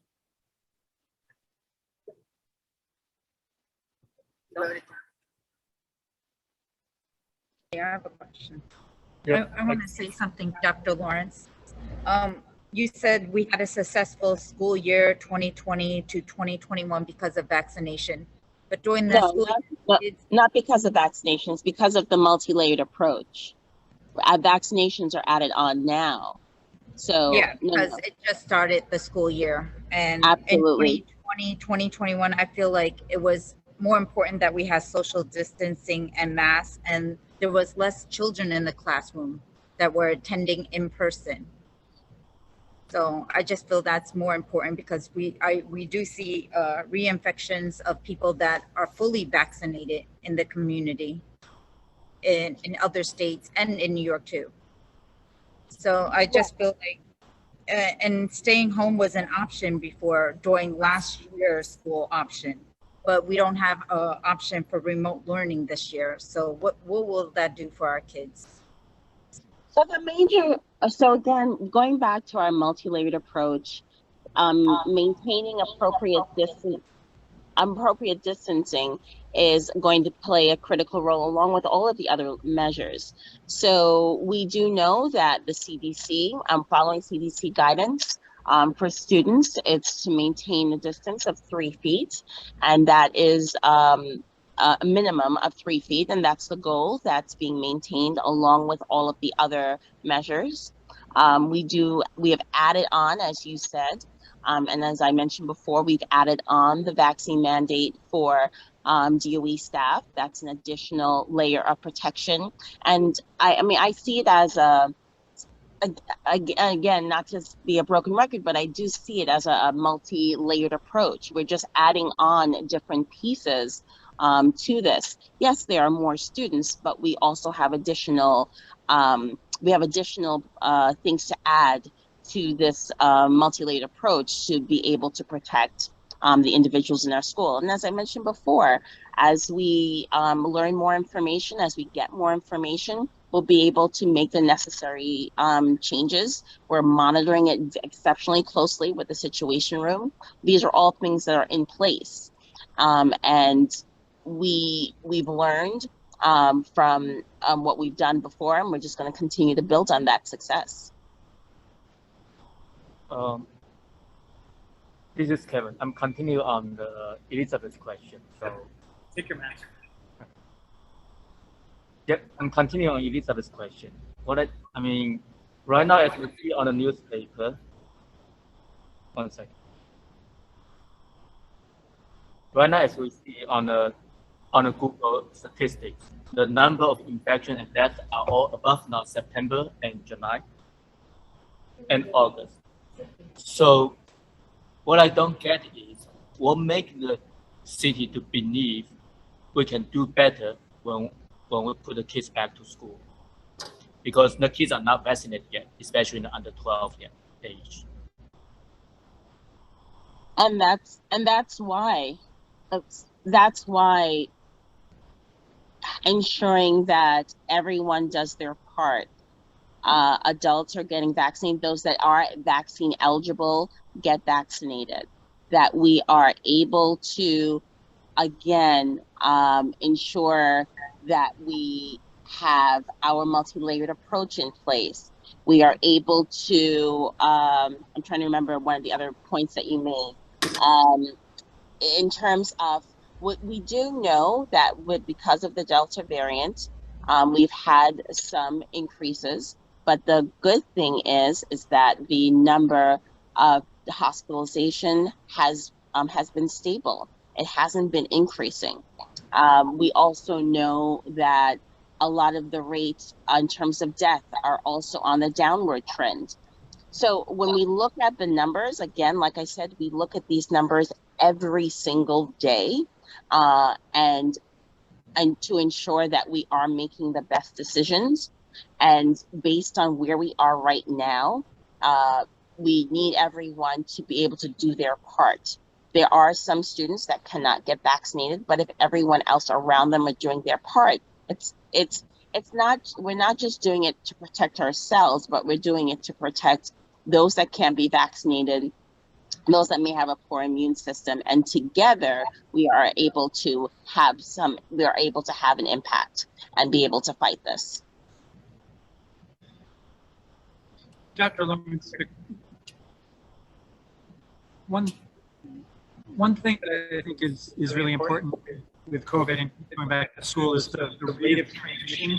And I'm just curious, is there data that shows a difference in the rate with which children transmit COVID versus adults? I think we know that kids are, at least before the Delta, and I think even with Delta, we know that kids are generally less susceptible to severe COVID, but are kids also less likely to transmit it? Or do we not have good data on that? We're still learning about COVID-19 and how it impacts and all individuals. Preventing infection and beyond that, preventing severe infection remains the core as the public health for the public health community right now. So that's why all of these precautions are needed, that multi-layered approach that I was mentioning before. So as we continue to learn, as we continue to build upon this, we know that for whatever reason, right now, children just tend to be more resistant to severe COVID than adults.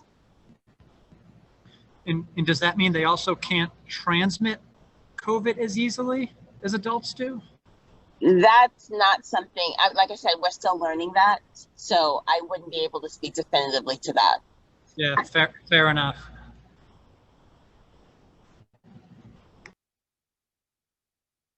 Any council members on the line that would like to ask another question? Actually, I have one more question. Go ahead, Kevin. Yeah.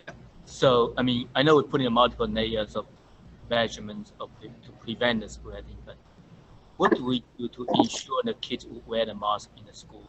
Because that is a challenging for most parents at home. Even I do not know how do we carry that out. That's a really good question. We know that some children are not good at keeping the mask on, but I will just say children are much better than we think. So in the school setting, when we have, let's say, and children follow other children. So, but let's just talk in general first. Children follow other children. So when they see their classmates wearing the mask, they're more apt to wear the mask. But we do know that there are some children that are recalcitrant, that refuse to wear the mask for whatever the reason, keep pulling it off, pull it down. And there are systems in place to work with those students to be able to help them become more comfortable with the mask. Some kids and Dr. Lawrence, I can speak directly to this in the schools, and we have been visiting the schools for the last 2 days yesterday and today. From pre-K, I was in 3K and 4K classrooms this morning, all the way up to 8th grade classrooms. And I have to say that the children and the teachers and the principals have been doing like a really amazing job ensuring that masks are being worn, that students are sitting at distances, and that they're maintaining those distances where it's possible. And it's been possible in all of the classrooms, in the cafeterias, public spaces, and even in the schoolyards. So far, so good. I can say that children are doing a good job keeping the mask on. Even and Dr. Lawrence, you're absolutely right. Like there is, the perception and the proclivity for like the younger students to want to gather. Perhaps there's that perception that they want to take their masks off. But I have to say that so far what we've been able to see is young people be able to keep them on. So the teachers have been doing a great job, and the principals have been doing a good job communicating the importance of the mask, communicating the importance of distancing, and making sure the resources and the systems are in place to ensure that those things can be sustainable and continue. And so far, so good. But we'll continue to be working with them to support that. And if a student forgets to bring a mask in, they will give them a mask. So, I mean, there are lots of systems in place to really ensure that our students are keeping their mask on. And I should just mention, in terms of masks, we do want to make sure that any parents that is sending their child to school, you want to ensure that it's not the mask with a valve on it, right? That's an important point. Those are not as efficient. But again, if a child came to school with one of those, they would be given an appropriate mask.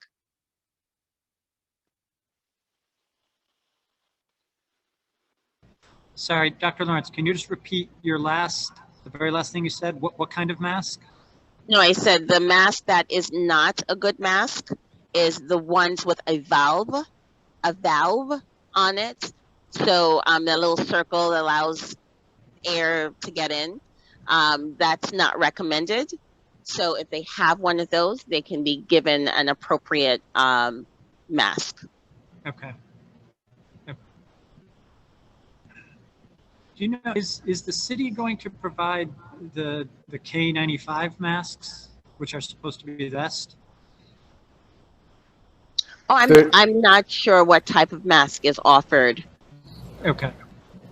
There are I some. wouldn't be able to speak to that. There are some KN95 masks at school, but predominantly they are surgical masks that are provided and distributed. However, what we have found is that overwhelmingly children do arrive with their own masks when they arrive to school. That has not been a significant concern in the schools in these first days, nor was it last year. I mean, Dr. Lawrence, is there a significant advantage to the K95 mask? Is it demonstrably safer than other masks? The CDC recommends a face covering. So if you're not a healthcare provider providing healthcare services, a face covering is what is recommended. And you may notice that they may even recommend maybe a multi-ply face mask. But so I caution individuals when we're talking about an N95 or a K95. These type, they're great, right? I would never ever say anything negative about them. These are great masks. But again, these type of masks, when you're talking about an N95, is for clinicians, people that are providing direct care to patients and have the likelihood of being exposed to COVID-19. This is not for the day-to-day, for the layperson. Okay, understood. A question that came in on in our chat from another council member. Can you provide on a percentage basis some kind of estimate of the safety of the vaccines? And I think what the question is getting at is, in what % of cases do we see any kind of severe adverse side effects? I don't have, I can't speak to a percentage, but we do know, do keep in mind that, let me just say this, the CDC and the FDA has approved Pfizer so Pfizer is no longer under EUA. It's an approved vaccine, and they were able to look at the percentage, the number of side effects, and the number of all of these compared, and they able to look at that and then determine that the number or the concern is not present. So they were able to receive the clearance from the FDA to be approved. Again, if you remember, I mentioned earlier in the talk that all vaccines that have been used have been given to millions upon millions of people worldwide, nationwide. We know that the vaccines are safe and effective at three things: preventing severe complication, preventing death, and preventing hospitalization. And that is the purpose of the vaccines. And that's why they are the core of this approach to be able to fight COVID. Dr. Lawrence, isn't the Pfizer only approved for 16 and up? The Pfizer is approved for ages 12 and up. No, like it's FDA approved up 16 and up. I didn't realize that they said 12 and up. And does the benefit outweigh the risk for like younger kids to be vaccinated? Because we don't know the side effects for kids getting vaccinated yet. We do know that prior to the vaccination that there were students that developed very severe complications. And we do know that they were also children that have died. We do know that for 100%. Based on the data that we've looked at all across, not just this country, but the world. So when we look at that data, which we very much do know, and we also look at the impact, the positive impact from the vaccines, we do know that it's safe and effective. I mentioned before that there are, and I always say this because I think you have to be fully transparent, there is a very low risk, but there are some side effects, right? There are. But the risk is exceedingly low. So when we look at what we know, and we know what happened before we had vaccines, we know that the vaccines actually do work and they are effective. I do know they work, but you said there's heart inflammation for adolescent boys and younger adults for even Pfizer. And that's why I'm asking, do you think the benefit outweighs the risk for younger kids? The research shows that with rest and treatment, these are self-limited, and that again, these are rare, and I'm not making light of it by any means, but they are rare. And so if you're looking at a small number of individuals that have this but are able to get better with rest and treatment, they're not going to be impacted. The three things that I mentioned before, death, severe complication, and hospitalization, will not impact them. Steve? Dr. No? Go ahead, Dita. Yep. Doc, what is the rate of side effects, specifically cardiac inflammation, in children who get COVID, the disease? I don't know that, and I would have to come back to you with that exact number, but we know that it's exceedingly rare. So is it more likely that if a child were to get the disease, that if the child were to get inflammation of the heart from the vaccine, is there any way to extrapolate and assume that had he gotten the disease, that he would have also had that same kind of inflammation?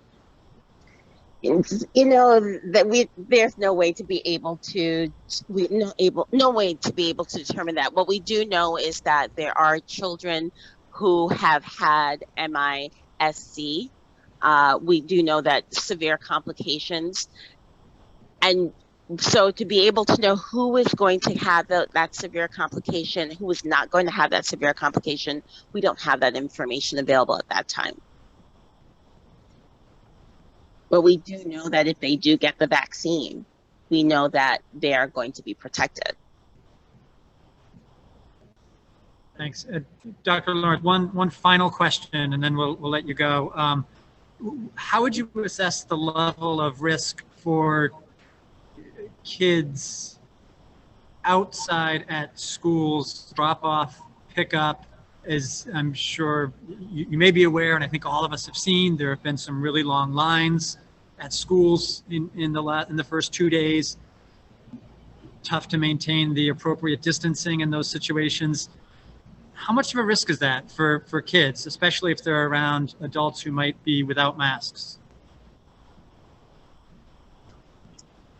You know, I think that a few things to keep in mind, and then I can circle back to what you're mentioning. In schools, in over 700 schools across New York City, we're offering the ability for students to get vaccinated. And we're noticing that a lot of students are taking advantage of this. The ability for students that are in this congregate setting, while they're typically outside, you also have to think about the fact that they are outside, and they may have their mask on, they may not have their mask on, but they are outside. And we do know that the virus transmission is lessened when they are outside, and so that also helps decrease the likelihood of transmission. We also know that ensuring that the students are able to have the mask on, that's also an added level of security and to minimize the transmission for them.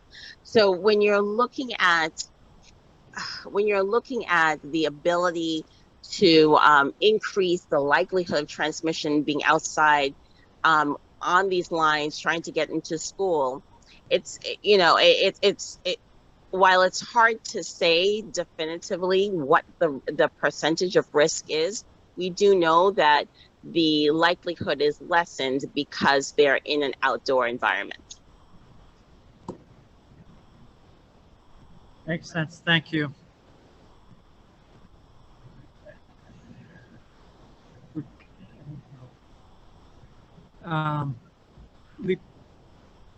Quick question, Li Ping? Li Ping, did you want to ask one quick question?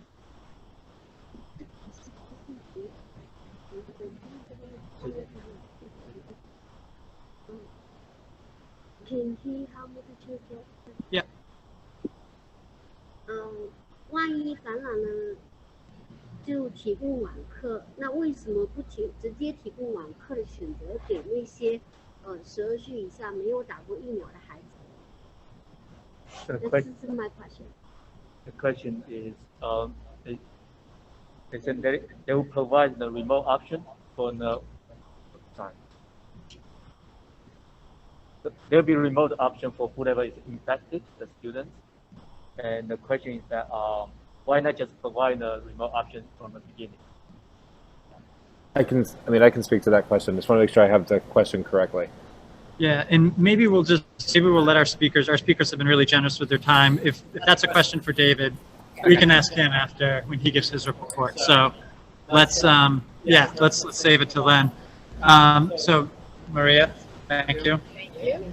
Thank you very much, Dr. Lawrence, and Pauline as well for being here. Thank you. Thank you. We're right down the block from you. Yep. A final plug, Healthcare Choices at 6209 16th Avenue, right here in Bensonhurst. So.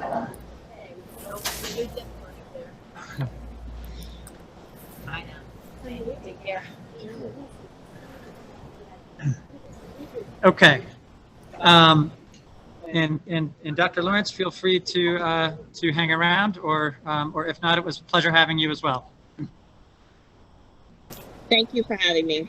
Have a good evening, everyone. Yeah. You as well. Thanks so much, Dr. Lawrence. We appreciate it. Take Thank care. you. Okay.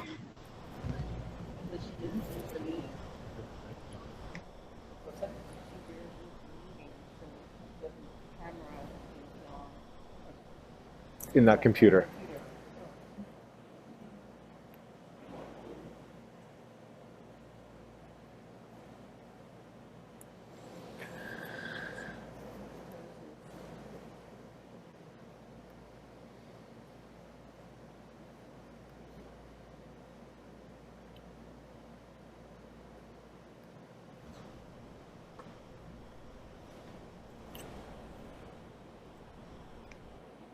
Okay, next on the agenda is our superintendent's report. Superintendent Preto, floor is yours. Great, thanks so much. I want to thank members of my team, Dr. O'Brien, Sean McLean, Bill Chin, Sylvia, who were here on the meeting, as well as I wanted to thank Stu Chasabenis, who was with us, but had to take part, to take off. So our Director of Student Services from Brooklyn South, who joined us for the meeting. So I want to thank them all for coming, and I want to thank all the principals who are on the line as well. Good evening. I want to start out by with some happy news, with some introductions of some new leaders in the community. So first, I've asked Principal Jennifer Potter from PS 112, who is the new interim acting principal of 112, to join us and introduce herself to the council. So first, Ms. Potter, if you can just come on and say hi to and introduce yourself to the council, appreciate it. Thank you, Superintendent Preto. I'm very honored to be here tonight and to be the interim acting principal of PS 112. I have 28 years of experience in the Department of Education and spent the last 27 years in District 15 at PS 131. I'm happy and proud of this opportunity at PS 112 here in District 20, where I was raised and I chose to raise my children. I do come from a family of educators, and this experience for me is really the highlight of my career. Thank you. Thanks so much, Principal Potter. I also want to introduce the new principal of PS 105, Shirley Chen. So I'd like to introduce Principal Chen to the council. Shirley, if you want to come on and introduce yourself. Thank you. Yes, thank you, Superintendent Preto. It's a pleasure to be here tonight. It's a pleasure to be here tonight and see everybody. Can you hear me now? Great. I'm honored to be the principal interim acting of PS 105. For this has been my school, my home away from home for almost 27 years. I've been in the building, and it's an honor to have this new role. And I look forward to working with our staff, our families, and our students, of course, in this unprecedented time. This new year will be a fabulous one. And I see the water. I was like, why is there 9? Oh. Thank you. Bye.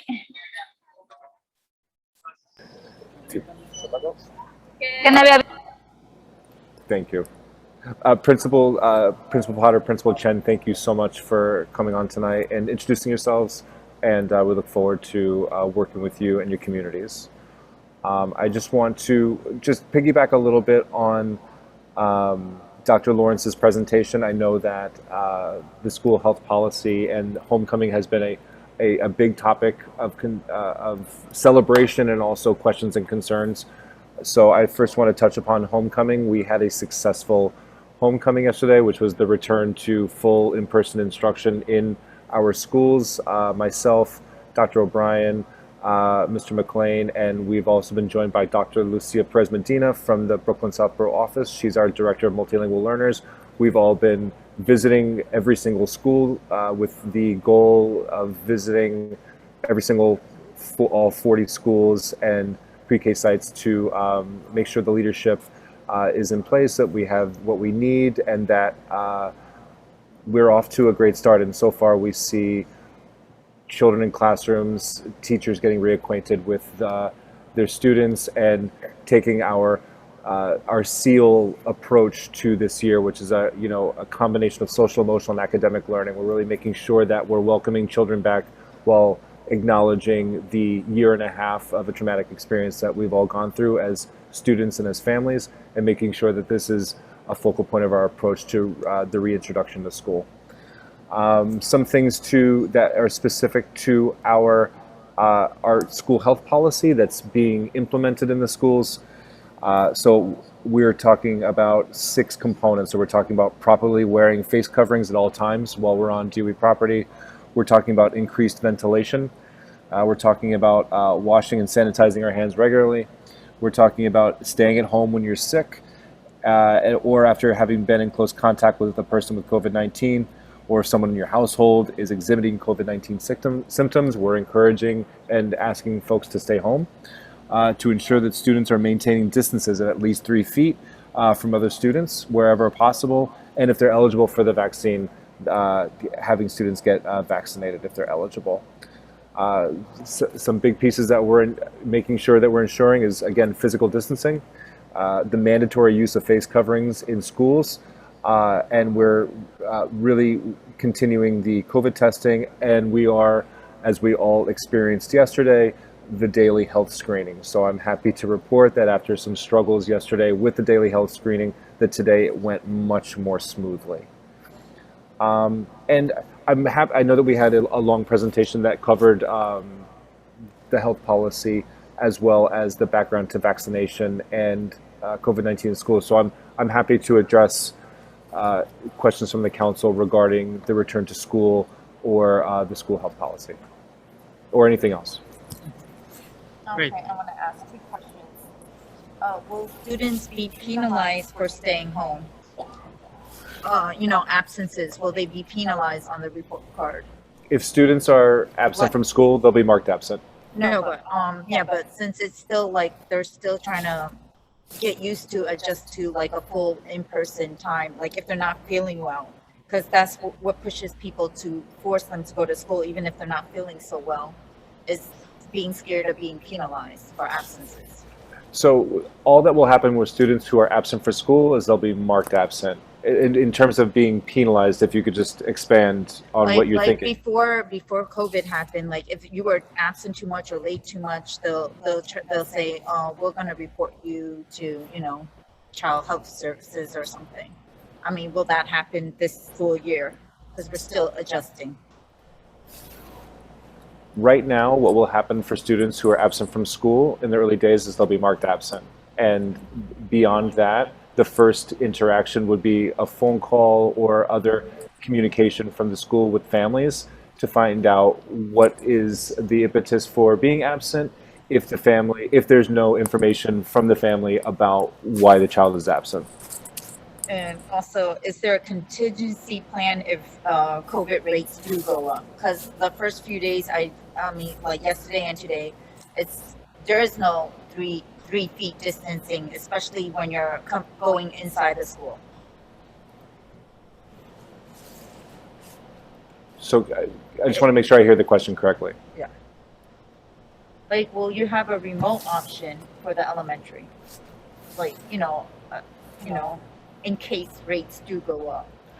I can't speak to any offering of any remote option. Currently, a remote option is not available except for in the homeschooling realm with the application to home instruction through the home instruction application process. So the DOE is not expecting the rates to go up? I didn't say that. No, but I'm just saying, because if you expect the rates to stay the same, then you don't have a contingency plan. You get what I'm saying? I didn't speak to any expectation for rates to go up or go down. What I was answering the question was, is the DOE going to offer a remote option? And currently the DOE is not offering a remote option outside of the home instruction office. Okay. Superintendent, what triggers a class to close or a school to close? And what numbers? And if that threshold were to be reached, would that school go remote for that time period that the school is closed? I can give you the criteria for students being quarantined, and I can also give you the criteria for students to return to school after displaying symptoms. So long story short, a child can be directed to quarantine if they're displaying symptoms of COVID-19 or if they test positive for COVID-19. All right, and depending on the display of students and the length of time that the student is symptomatic, they will quarantine up to 10 days. And if a student tests positive for COVID-19, that student, along with all designated close contacts, that is anybody who is within 6 feet or less with that child for 10 minutes or more, would be also quarantined. If 4 kids have COVID in the school, would the school close? Those 4 students would definitely quarantine, and then any close contacts that they had as well. What makes a school close? Do we know? What would cause a school to close? Right now, we have a scenario. We have a description when there will be individual students who would quarantine. We have scenarios where an entire classroom would quarantine or close. And I have to pull up the specifics where the entire school would close, but it's over 4 classrooms closing. So if a classroom closes, 4 kids in a class have COVID, the class is closed, would those children, would their teacher be remote from their homes? Can you say the question again? If the specific classroom closes, would we have a seamless transition to remote from their homes on Zoom or some other platform? If that entire class is closed for 10 days, that entire class is quarantined for 10 days. So when an entire classroom closes, the teacher will provide instruction to the entire class remotely. Yes. I have a question. Sorry. David, so I was wondering if a student was quarantining. I'm sorry, there's two questions going on at once. Sorry. It's okay. Hey, let's go to Jen, and then Ken, you can go. Ken, go ahead. I was just wondering if a student was quarantining for 10 days, what is happening with that child's education during that time? If a child is not, if it's individual children and not the entire class who's quarantining, so there are 4 children in the class who are quarantining and the rest of their peers are still in person, the children who will be quarantined will receive asynchronous instruction while they're quarantined. What do you mean by asynchronous instruction? I mean instruction that is done asynchronously, so not in real time with their teacher. So the thing that I do want to avoid is just getting a bunch of worksheets. Yeah, homework. You know, and then like the parent has to sit there and do the worksheets with the kids all day for 10 days because it's not really catching them up with the rest of the class, I feel like. We're working really hard with our principals and our teachers to ensure that that instruction that's provided either asynchronously or synchronously is as seamless from what the in-person experience is to the home, to whatever extent possible. And we're really trying to leverage what we learned about what does and what doesn't work in remote learning, both asynchronously and synchronously from last year, and carry over those learnings to this year to ensure and support that transition happens as seamlessly as possible. We learned a lot last year, and I want to make sure that we carry over what we learned did work to this year. Thank you. Does there any hypothetical analysis to see in the next 1 or 2 months, was the infection rate going to go up or go down? What's their estimate on that? And is there any threshold to say if it goes up to a certain level? Can you unmute start again, please? Start again? Yeah, I'm sorry.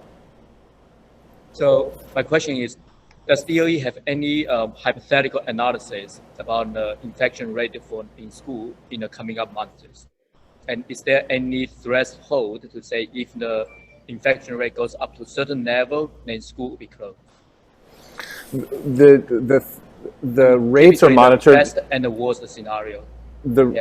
I'm not aware of the DOE doing any internal monitoring. What I do know is the DOE works in partnership with the Department of Health and Mental Hygiene, the test and trace team, and New York City and the mayor's office to monitor transmission rates. So I think the short answer to your question is the Department of Health and Mental Hygiene is the city agency that's monitoring rates in the city and advising the Department of Education on what next steps to take regarding how transmission rates are looking in the city, whether they're going up or going down. Does it mean the DOE is not monitoring closely about the school's infection rate? No, it doesn't mean that the DOE is not monitoring it closely. It means that the Department of Health and Mental Hygiene, and through the mayor's office, is the city agency that's tasked with that specific work, and then they transfer that information, and we work in close partnership with them. So we are relying on the hygiene department of hygiene. I'm sorry, I don't. So DOE is relying on the Department of Hygiene to monitor it? Yeah, the DOE is the Department of Education. We are the education department. The Department of Health and Mental Hygiene is the specific city agency that does the initial monitoring and analysis of the data that constitutes and helps us inform what the rates are. And then, but like Dr. Lawrence explained, the Situation Room is a great example. The Situation Room is a structure that's set up that has Department of Health and Mental Hygiene employees and Department of Education employees working side by side with employees from the Test and Trace department, which is the one that manages the contact tracing. And they work together daily. So the partnerships between the agencies has supported our daily knowledge of what rates look like in the city and how we're ensuring that we're able to keep the children safe through what Dr. Lawrence described as the multi-layered approach and the immediate quarantining of children as we're notified of students who are symptomatic or students who test positive for COVID. Okay, I think now we should go to the public speaking session. Other questions we can definitely direct to Superintendent outside of the meeting. He's always very responsive. Natalia, who do we have for public speaking?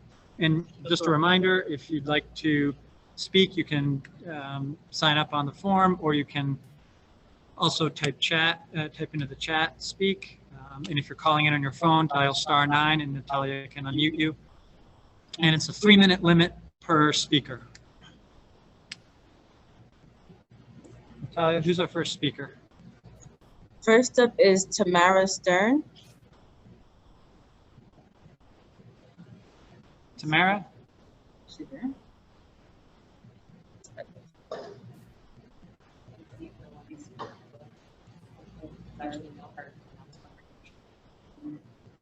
I know she usually speaks.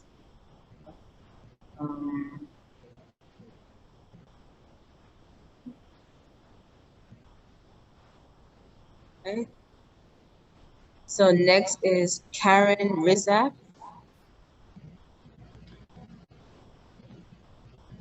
Karen, you should be able to unmute yourself.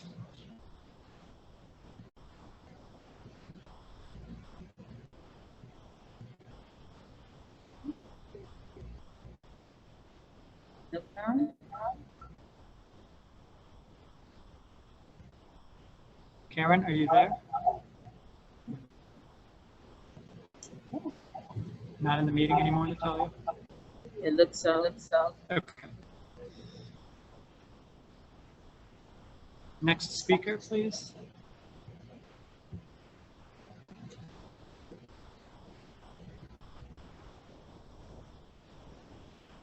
So we have Art.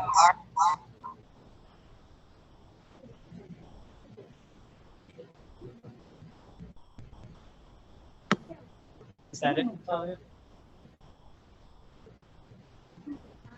And our last person who signed up signed as 2 boys' mom.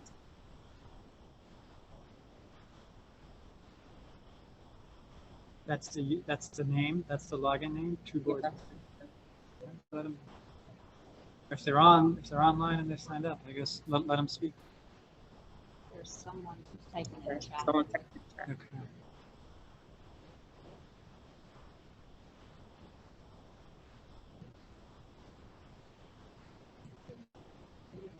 Yep.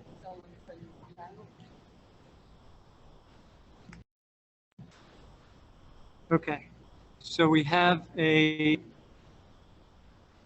so for public comment, this isn't a back and forth Q&A, but I will read the comment that came in, and then David, it's really up to you, David, if you'd like to respond or not. How's window air conditioners help with airflow in a classroom? What's going to happen in cold weather with windows open? So that was a public comment that was made, and I'm sure that parent is not the only one thinking about that. Sure. I can definitely speak to the, we've been in several meetings, and the Department of School Facilities have been really laser focused on ventilation. So with window units, what they have been doing is working to outfit window units with the MERV 13 filters. That's one thing that they've been making a coordinated effort with.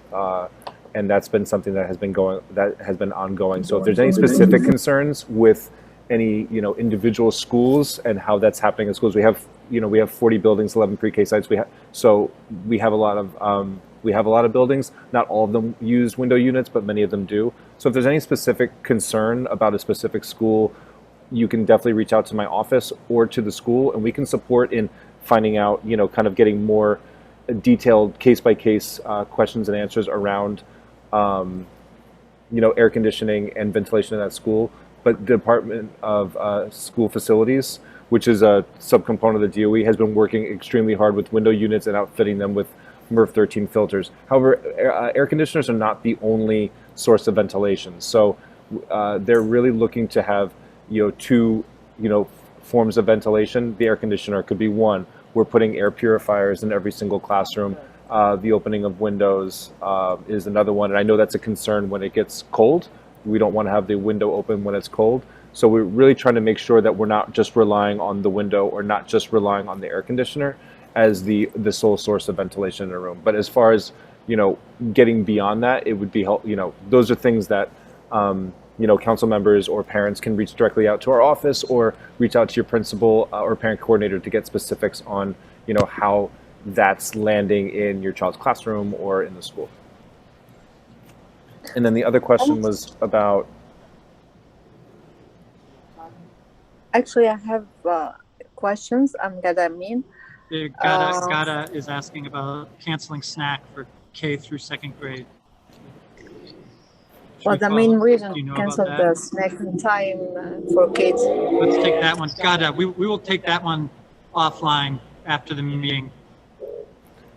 Another question was sure about. Right now, so. I have. Yeah, I'm not sure if that's in a specific school, and so I would want to get more information about what that means. So I'm happy to talk about an individual specific school or a specific student outside the meeting. But in general, we're providing breakfast and lunch.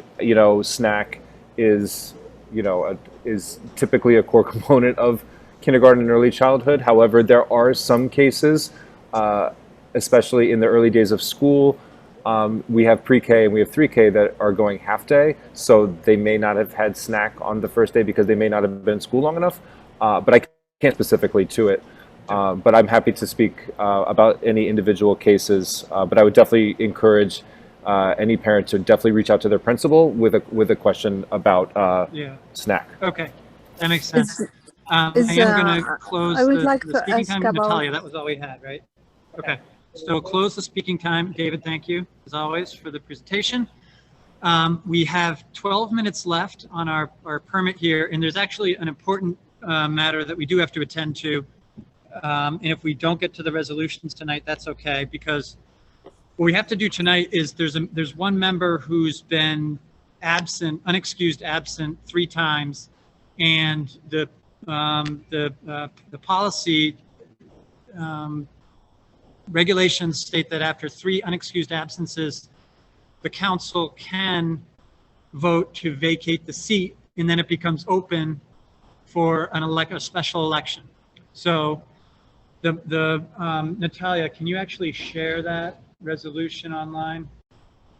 There's a format, there's a template that the DOE provides. And essentially all it says is, I'll just read it while Natalia pulls it up. And so this is a motion, and actually first thing is that we have to make a motion to add this resolution to the agenda. And so is there the member in question, Jacqueline Barroso, has 3 unexcused absences. Is there a motion to vacate that seat? And I guess the first motion is just to add this to the agenda because it's not on the agenda. It may seem like a formality, but we have to do it. So is there a motion to add discussion of this to the agenda in the last 10 minutes? I'll make a motion to Motion add and a this second. discussion. Thank you, Seconded. Vito. Thank you, Marie. So this is the template. It just reads as, whereas the Community Education Council has tried contacting Jacqueline Barroso multiple times to notify them of the July and August and September meetings, and that they needed to submit an oath of office. Whereas Jacqueline Barroso did not attend the required Education Council member orientation on June 26th, 2021, which counts toward the training and continuing education for citywide and Community Education Council members mandated by state law. Whereas Jacqueline Barroso did not submit a required oath of office. Whereas Jacqueline Barroso has not responded to attempts made to reach them. Whereas Jacqueline Barroso has been absent, unexcused absence for 3 calendar meetings. Whereas as provided in New York State Education Law, Chancellor's Regulation D-140 and CEC 20 bylaws, a council member who fails to attend 3 meetings of the council without providing a valid written excuse vacates his or her office by refusal to serve. Therefore, be it resolved that Community Education Council 20 hereby declares to the Chancellor that a vacancy exists on the council, duly adopted by Community Education Council 20, and then the date will be today's date, September 14th. Are there any questions or comments on that from any council members? What's that?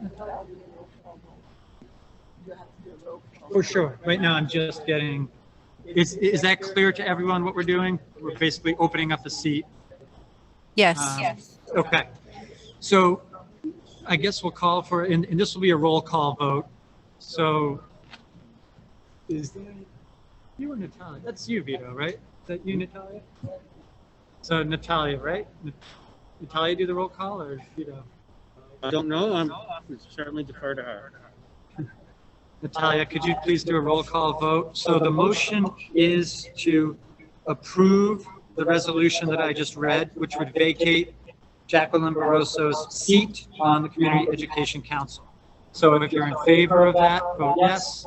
If you're opposed, vote no, or you can abstain. And it will take a quorum of 6 to approve. So Natalia, can you please do a roll call vote? Steve Stowe, I vote yes on the resolution. Jennifer Hu, I vote yes. yes. And Jen, can you just repeat? Sorry. Yes. Elizabeth Chan, Yes. Vito Labella, Yes. Bree Brugueras,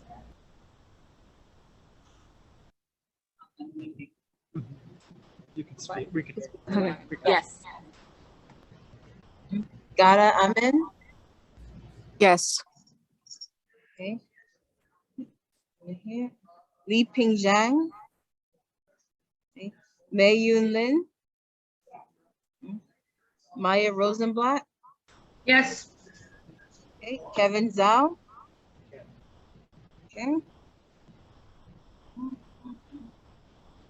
Okay, motion passes with 10 yeses. Great. Thank you, everyone. Okay.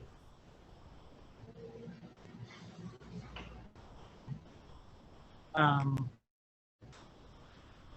have there's two, we have 6 minutes left. There's two resolutions. I don't want to, I think remote learning is a broader discussion that we should save for another day. If we were to all go around and talk about that, I'm sure that'd be a pretty heavy topic right now. There's one resolution on the gifted and talented, and specifically on gifted and talented. It's just asking the DOE to live up to its promise, reach out to parents. We've been hearing this since the winter. It hasn't happened. So if we'd like to discuss it at all, I'm open to that. We just might not have a lot of time if there's a lot of discussion, or if we want to immediately move to a vote on it, I'm fine with that too. But are there any members who just want to comment on it or discuss it, with the understanding that if we exceed 5 minutes here, we can easily just table this for another time? Any comments? It's been posted. I've circulated it. It's pretty straightforward. Natalia, can you just share it quickly? It's pretty straightforward. It really just asks the Department of Education. There have been numerous times when the mayor and the chancellor have said they would involve parents. We know that they're not involving parents. We know they're working on the next version of it. Parents have to plan for applying to these programs, and it's very hard to do that without understanding the framework. And this resolution really doesn't speak to what should it look like. It really just asks, specifically the two asks at the end. Can you scroll right to the end, Natalia? The two asks right at the end are, number one, fulfill their promises, engage parents, and understand that family input is crucial for the future of the program on stuff like this. And number two, that we'd like to have a public meeting in a forum for District 20 specifically on this topic. There are many of these programs in District 20, and we believe District 20 parents should be heard. So that's really the gist of the resolution. If there's any comment, anyone online want to make any comments about it?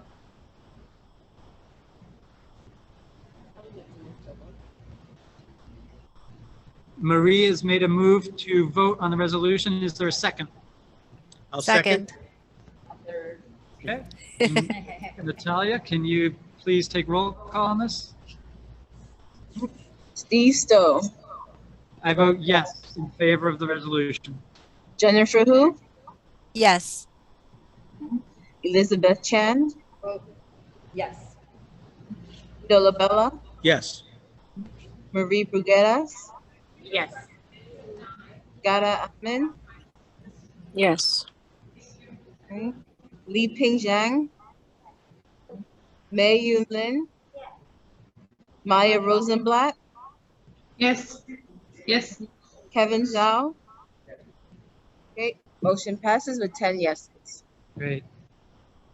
Well, that's it, and we've just been told our time is almost up, so is there a motion to adjourn the meeting? Is there a second? I'll second. All in favor? Aye. Aye. And our next meeting, 13. our next meeting is October 13th. So please join us October 13th for the next meeting. Thank you everyone for joining us tonight. Oh, yeah, what's up? Injunction.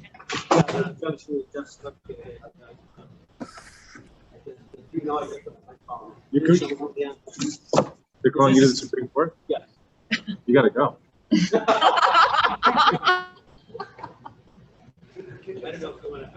just wanted to say real quick, I saw a comment from Jen in the chat following up about whether or not schools would definitely not close. There are cases, this scenario where 4 more classrooms close, they become like transfers to the school. Schools can't close and all the schools can go. We don't know if that possibility is definitely there within the plan. Right. So. Okay. Yeah, so it's at least 4 classrooms closed. So it's 4 kids in a class, we're talking about 4 entire classrooms plus, and then. I'm leaving. We can close this. Has Close been determined that widespread community transmission